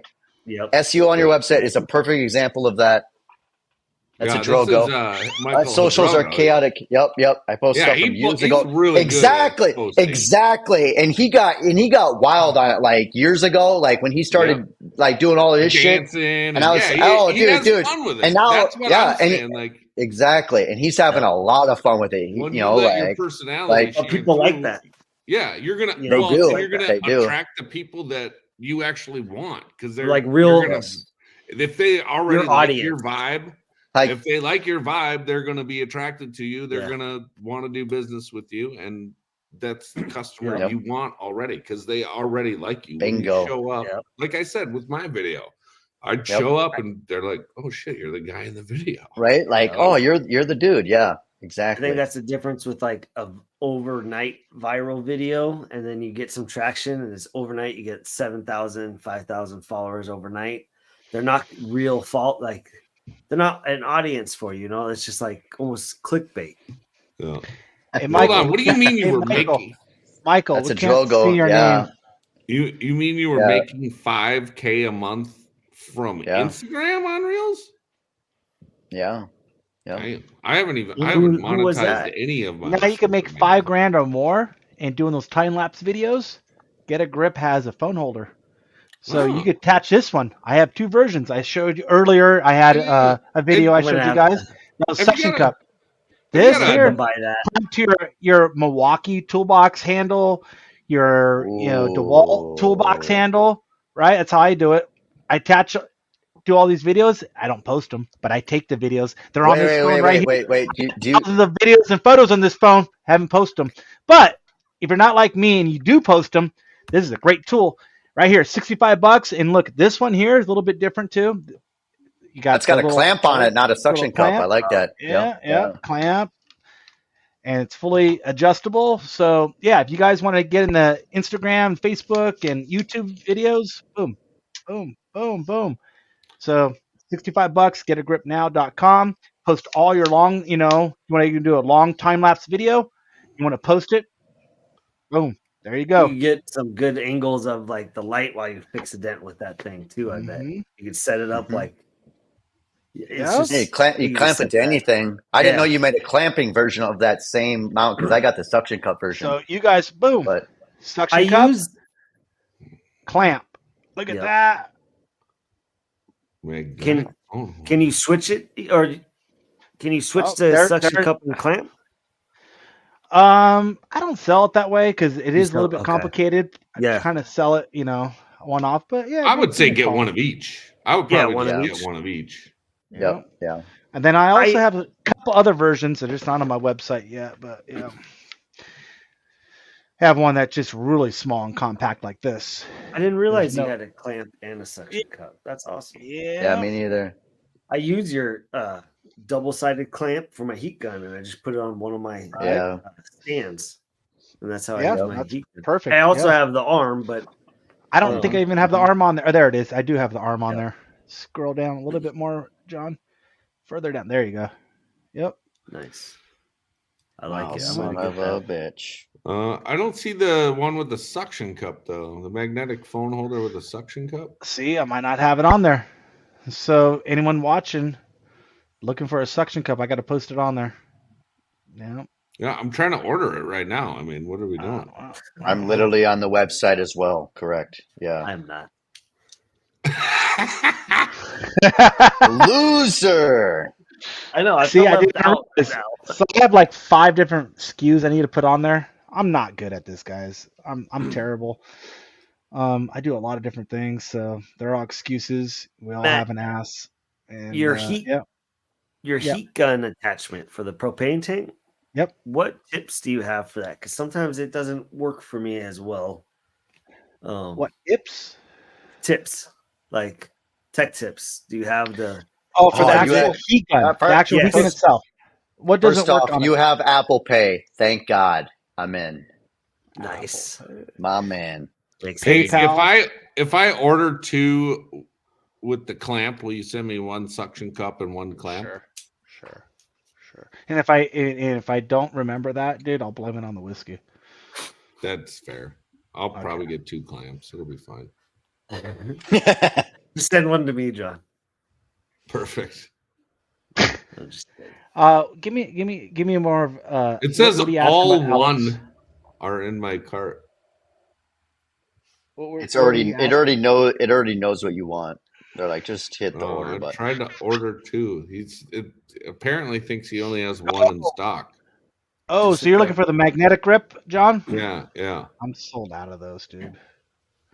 So I purchased that magnetic thing. I'm sorry, John. You're done, dude. Sorry.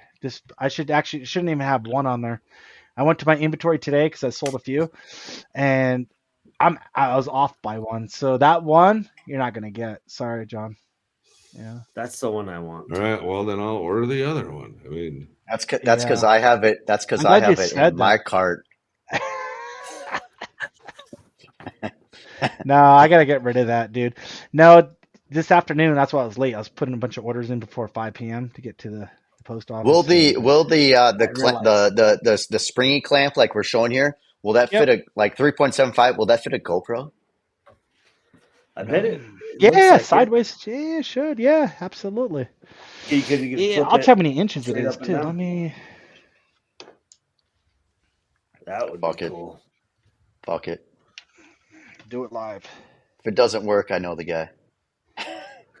So the clamp itself opens up to exactly. I have it on there too. 3.75 inches, right? Yep. Nailed it. How'd you know that? All right. You can see that through the camera? No, it showed it on the site earlier. Yeah, right? Yeah. No, I got to go to John, what he's saying. I got to, I got to get rid of this one in stock. I'm 0 in stock for that one. John just over here typing in his credit card info. No, I'm denying him. No, I don't care. I'm not. I just ordered the I just ordered both. I ordered the other both ones. clamp ones. I ordered a clamp and electronic or a magnetic mount with the clampy thing. Yeah, I don't have any. I saw that. It's It 0. doesn't have You're them. right. Now you don't because Don't type in here. That's right. It'll get there eventually. Oh, You know dude, whoa, John, John, take your screen off. Take your screen off. Yeah, you're sharing all I that. missed it. I got things to buy, dude. I got Louis Vuitton purses. What did you have? Close your tab. What did he have? I Close your missed it. Thank God you scrolled up, but might want to change your credit card number now. Definitely close that card, bro. Dude, you're supposed to be a Dent Nerd, dude. Whoops. Fuck it, we'll do it live. He's like, I'll do it live. You know, he said, I don't care. Yeah. If I could buy it, whatever. Go to Get a Grip and I'll buy you one. I don't give a shit. Fuck off. And that will be the last purchase on that credit card. Fair enough. All right. That was awesome. That was very funny. Let me open my. What do I Amex want to app buy? and report my card lost or stolen.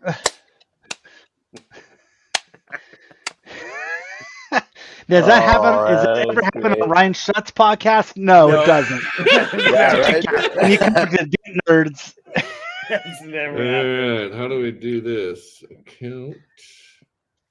All right, Alex. I asked you earlier if you drink, so you passed that test. Second test. Are you just trying to be on good behavior because first time on the podcast? Because dude, you're not impressing us.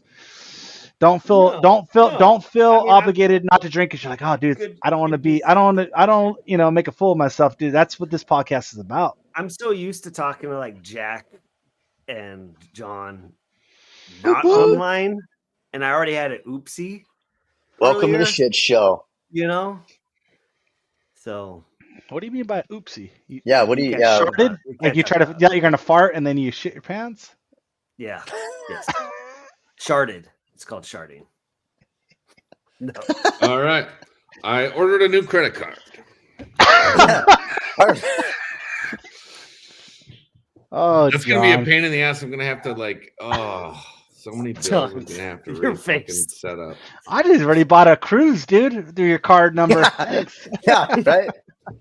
I thought it was gonna hide your numbers and then it didn't. I got the 4-room suite on the cruise. Free trip, bro. I just ordered my Cam Auto pulling tower, bro. Dude, I didn't tell you, but I am going to the Kentucky Derby all of a sudden. Yeah, I got VIP seating. I'm gonna be sitting with Jack Harlow. No big deal. Oh my gosh, that's funny. Wow. Podcast history, folks. Don't miss an episode of Dent Nerds. You could buy a bunch of shit for free. Yeah, you can maybe get a yacht. All right. Where there's a will, there's a way. I'm going to order like 1,000 glue tabs, and it's just going to go straight back to you. Right back to you. Question, guys. Who's going to Las Vegas? September 15th, correct? Or is it the 15th, John? Whatever it is. It's September. Vegas, West Coast, MTE. They're not promoting it because they suck at it. And I'll say, I already have the Sheldon. You should be promoting. Have the hotel. I already have the hotel room. Is Sheldon doing it? Yeah. That's where their headquarters. MTE anymore. It's like PDR. It's the PDR something. Yeah. If you guys go, I'll 2, go. 3. This will be the 4th show. I've gone to all 4 of them, and my man. Same. I'm going to this one, but yeah. Like I said, I already got the hotel room booked. So yeah, maybe that's what you should start posting. Right? I don't post anything. I'm not going to post their own shit. So I'm going to ask you a question, John. That's true. Now, my understanding, A1 didn't go last year, right? They don't ever go Vegas. To Vegas. Yeah. So which is fine. Perfect. I want to know because I'm going to ask Mike, and Mike will probably split the booth. But you want to do a trifecta? Want to do a trifecta? And it'll warm you up for Japan because me and John are going to Japan. And John's first show is going to be selling. You actually has to do. Are you going to have a booth in Japan? Yes. Yeah. Are ya? So this is a little warm up. Believe me, this is a warm up. Dang. Yeah. So I'm thinking doing a 3-way. I wanted to talk to you about that because I'm not a big fan about this show, and I don't think Sally's going to sign off on the 3-way. We've talked. What do you mean, big fan of this show? Like, Armijo's not even tickled a little by that joke. I know it's not true. She's into the 3-way. You know, she's like, it makes sense. No, we're a good Christian folk here. We don't every Sunday church. We don't dabble. We don't dabble in the devil's boudoir. What are you talking about? I'm talking about the booth. Yeah, booth. I'm not gonna commit right now. I've already made enough mistakes on this podcast. We're talking Vegas, baby. Vegas. We're talking like $250, John. I mean, I don't think that's the problem. I also don't just want to have an empty corner of a booth where it's like Dent Reaper should be here, but he's hungover. So oh no! So I talked about it with my wife, and I was like, you know what? I'll sell your stuff for you. It's going to cost you an extra $100 a day. I'll sell all your stuff, put it under your account. What do you think? Well, you don't have to be there in those services. And my booth is always in the center of the Dent area. Even though it doesn't matter there. You're going that think route. about it. Think about it. Because I'm trying. Because it's killing 90%. me to do this show. It really is. Based on the last one, I'm like, this is hard for me to do. And I drive there. It's not that far. It's a 4-hour drive. And my problem is I'd have why to don't ship they everything advertise there? Because good question, Alex. Why don't you call? Because I haven't seen anything about it. Exactly. Like no. No, and we're in March. 100% correct, Alex. Yeah. I actually forgot about it until the show. Yeah. Yeah, I mean, it would be basically 6 months away at this point. So yeah, which they should be already promoting the shit out of it, in my opinion. Mm-hmm. Like that should be a big deal. Yeah. Yeah. Well, I just text somebody, and we'll see if. Yeah, I looked at the rooms yesterday. I mean, is there a competition? I know you have the pool room. I looked at rooms last night. I didn't see the pool room available. No, you got to call. Oh, tech tip. When I booked my suite last year, I booked a suite, right? I looked at it online, then I called, right? And I called them, and I got 25% off. Really? Oh, nice. On top of the discount from MTE, quote unquote discount that they're promoting. So a little tech tip if you are going. You booked it online and then called them? No. I looked at it online, and then I called, and I told them, hey, listen, doing a convention there, and it was somebody that was at home. When I called, she's like, hello. I'm like, is this the Plaza Hotel? She's like, oh yeah, it's Plaza Hotel.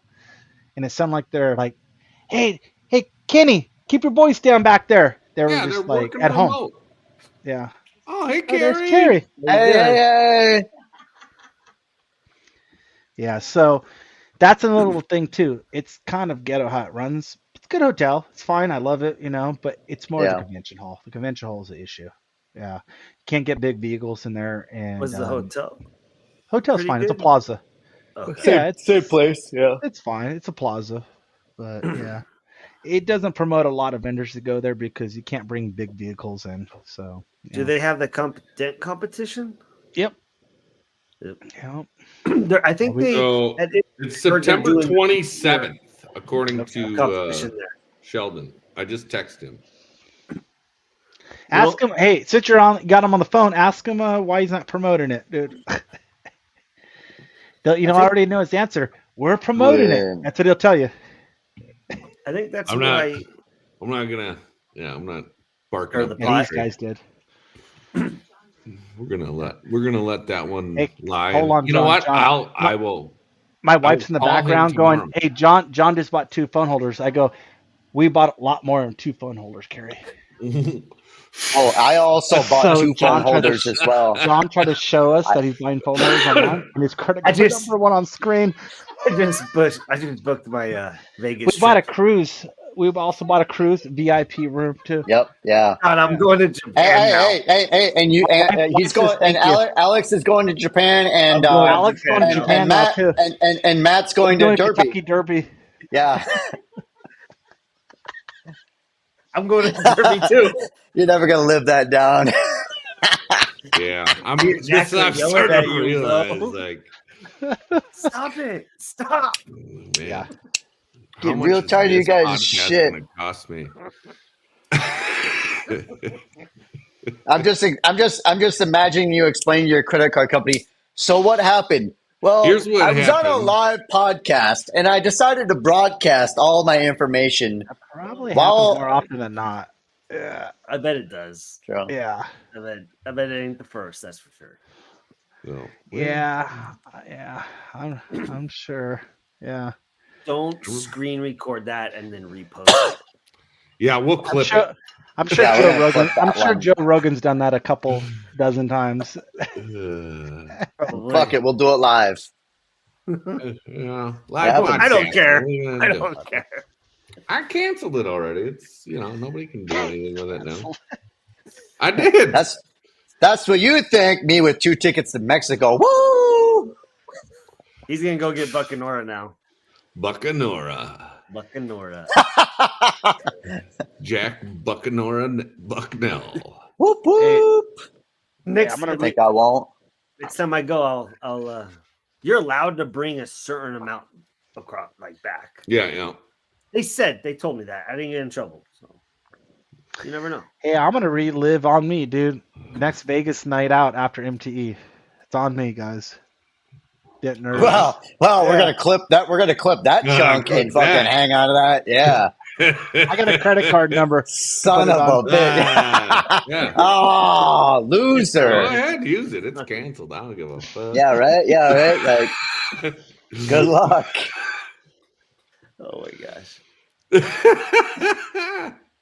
I'm gonna have Bono in my room playing a private event. Oh, my closest follower, Jeff Hughes, said, Don says thanks for the new shoes.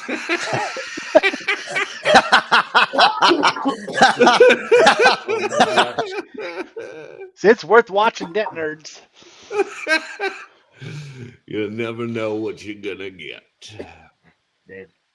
Oh my goodness gracious. That's fucking All right. hilarious. Well, let's see. What else do we have on the docket? I don't know. We're How long do 3 you guys hours. go live? How long do you guys go live? I mean, how long do you want? Are you Alex tired? is tired. Alex is yeah. What do tired. you mean? Alex is like, I want to go home. We never set a time, dude. I'm in my basement, so we're good. Dude, you guys, Yeah. this is not Clearly, we're flying by the related, seat of but our I think pants you guys here, will Alex. like This it. isn't like this We like isn't to like a wing it. well thought out, planned show. Wait. This isn't. I I thought. broadcast our credit card numbers. We don't have a set time. It's pretty I don't know, loosey goosey around here. I Hey, don't know Alex? if you figured that out.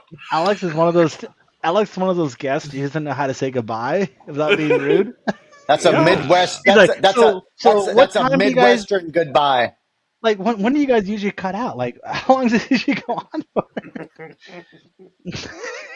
Well, I just saw it hit 3 hours. I mean, like I've got 2 half-drinks here and a full bar behind me. So let's fucking go. When this bottle's My done, Alex, man, my I might- man, I'll start thinking about maybe the second bottle. Yeah. my man. When I digitally sign over the deed to my house, it'll probably be over. That's why I was like, Alex, you might want to start drinking. You're like, yeah, I drink. I'm like, okay, good. You have a chance to make it. I did drink. Hold on. Oh, fucking Jesus! Hold on here. Yeah, we're gonna He's gonna go back. fucking- He's gonna go back to Shuddy. He's gonna go back to Shuddy and going, Shuddy, I'll never do another podcast. Yeah, fuck them guys. Dude, those guys, dude, drug me through the fucking whiskey fields. Yeah. I even got the Cosmel Cornfield? fucking shot glass tonight from Mexico. So I got a few of them bad boys. So let's The fucking last- rock and roll, baby. Hey, Shuddy. There's- I know that. Shuddy, 3 Well, hours after I told him it was use 3 hours. Your, shot glass. I'm drinking right out of the. I don't have. Oh yeah, I don't even know why I'm drinking out of shot glass because whatever. Cheers, bro. Shuddy, the last 3 hours of the podcast, there's only 3 people watching, and 2 of the 3 were them. I don't see a problem. Yeah. Welcome to the Dent Nerds, Alex. It's in a hail Hey, car. first off, like we got 5 watchers, and I am probably one of them because I'm watching it on my tablet as well. I'm one of them. We got 3 people. I'm not one. Mine says 8. All right. I am not. I'm gonna go with 8. Counter says 8 is way cooler. 18. 18. No, just 8. Single digits. 800? I mean, people get tired after 3 hours. They're like, "Yeah, I'll listen to it when I'm." You fixing do? Waves. We come through waves, dude. Oh, yeah. Yeah. I noticed that, like, when we don't talk about dents on the Dent Digest, like if we had Recon Ronnie on, right? Yeah. Super viral guy. Yeah. But it like a lot of people didn't watch it. You know, we get a lot of likes. We get anybody named Jeremy on the podcast. Spikes. I wonder why. He's in jail right now. No, all Jeremys. Oh. I know. I watched that one that you are talking about. I want. It was. Yeah. I got all night. Let's go, my man. Jeffrey's in the house. Love it. That's what I'm talking about. Man. Jeremy's. That was our longest episode. That was 4.5 hours? Dude, hey, John, confirm or deny longest from start to end on the podcast, not on the podcast, 8 hours. I think 8 hours is our record, right? What? 7? Yeah, we did. After Oh, hours. yeah. After show that night, with me and after Armijo shows? stayed up. I think me and John were the longest, dude, because we're trying to see who was more alpha male. So me and Dude, John had a you like guys shootout. We're fucking- doing you shot guys- for shot. We stayed up drinking to the. I don't remember Dude, who won. I think I went to bed at like 3 or 4 o'clock, and we started at 7 or 8.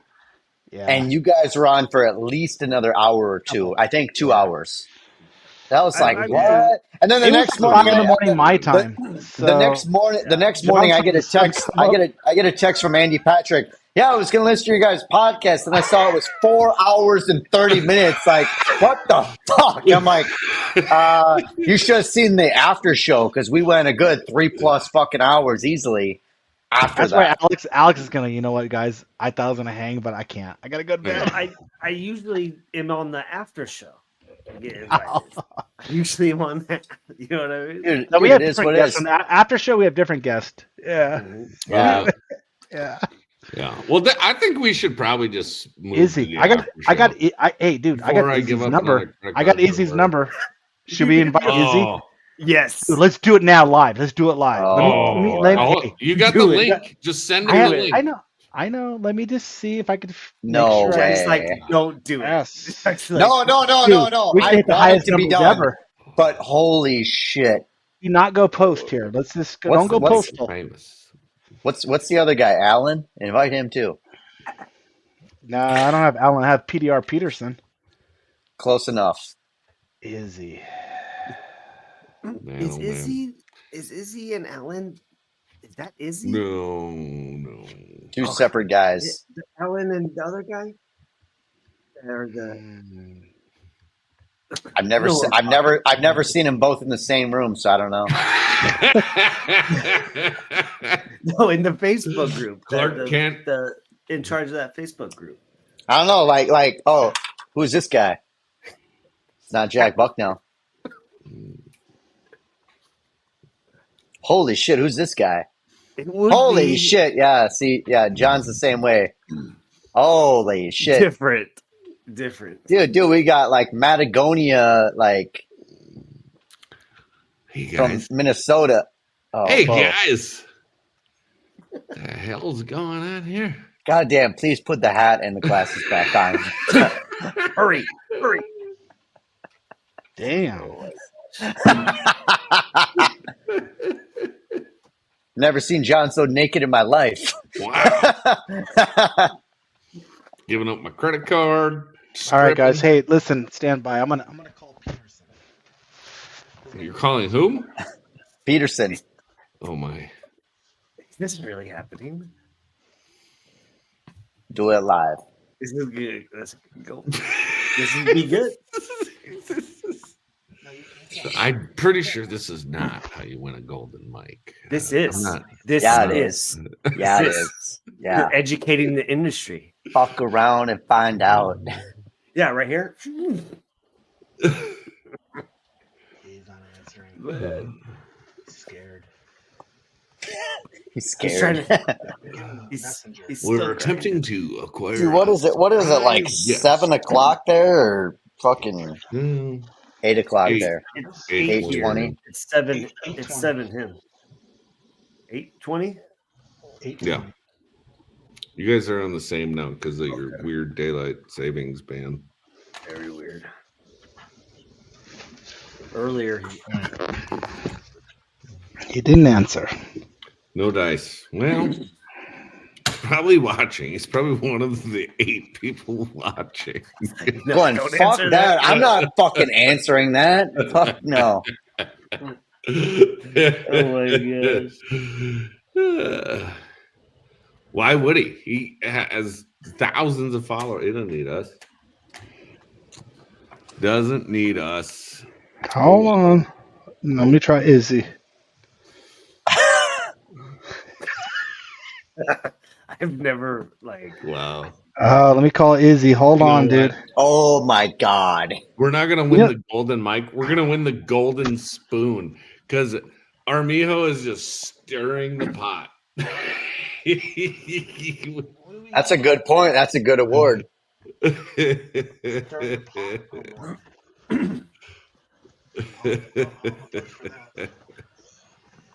Izzy. What's up, dude? It's Matt. Long time no hear. Hey, good. Hey, random question. We're doing a podcast right now live. I just wanted to invite you. Would you be okay to go on live? It's a PDR podcast. Dent Nerds.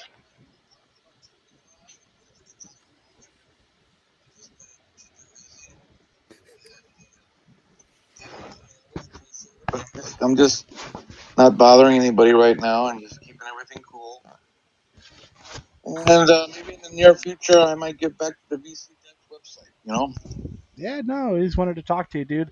A bunch of Dent Nerds, you know, having a good time, just hanging out. Mm-hmm. Well, We haven't heard from you in a while. Well, that's because I've been busy, you know, making money.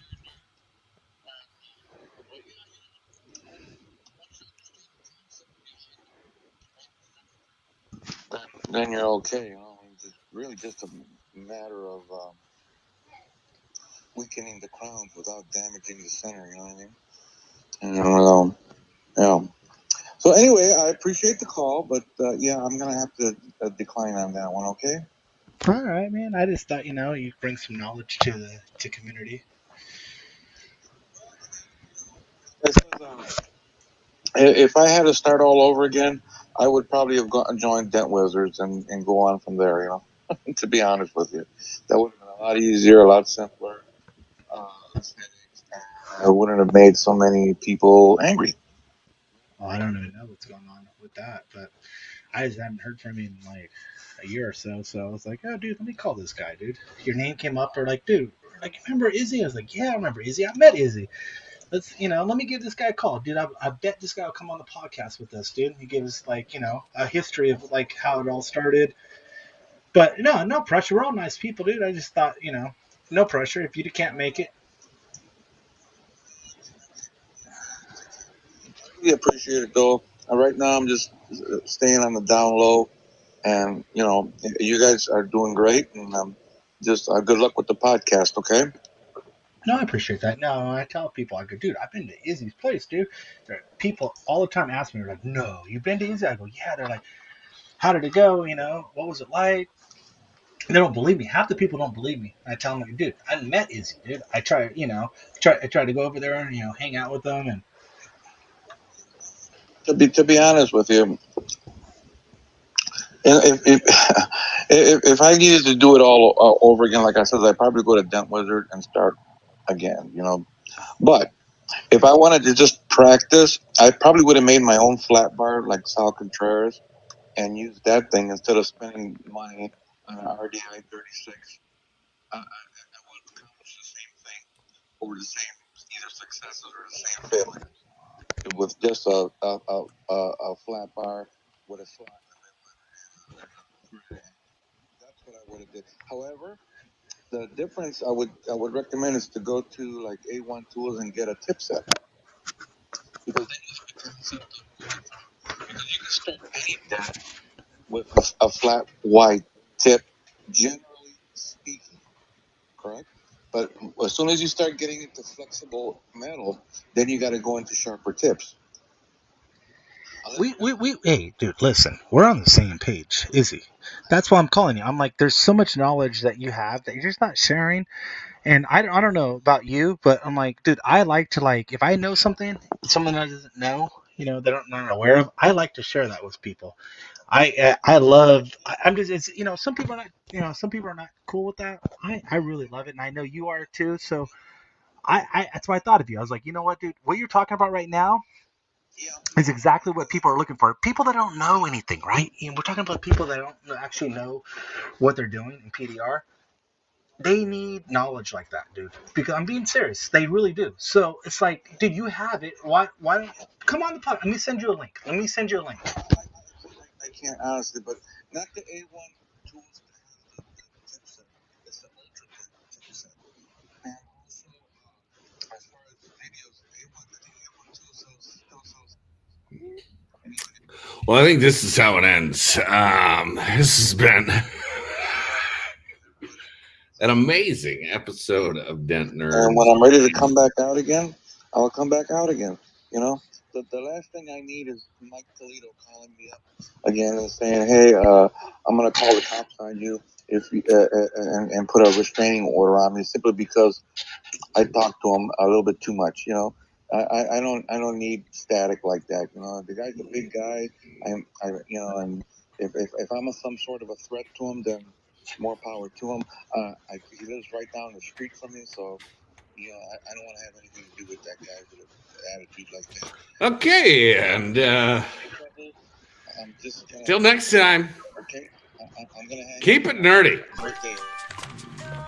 We just want to thank you for tuning in to another episode of the Dent Nerds PDR podcast. We hope you enjoyed the show and learned something new about the world of paintless dent repair.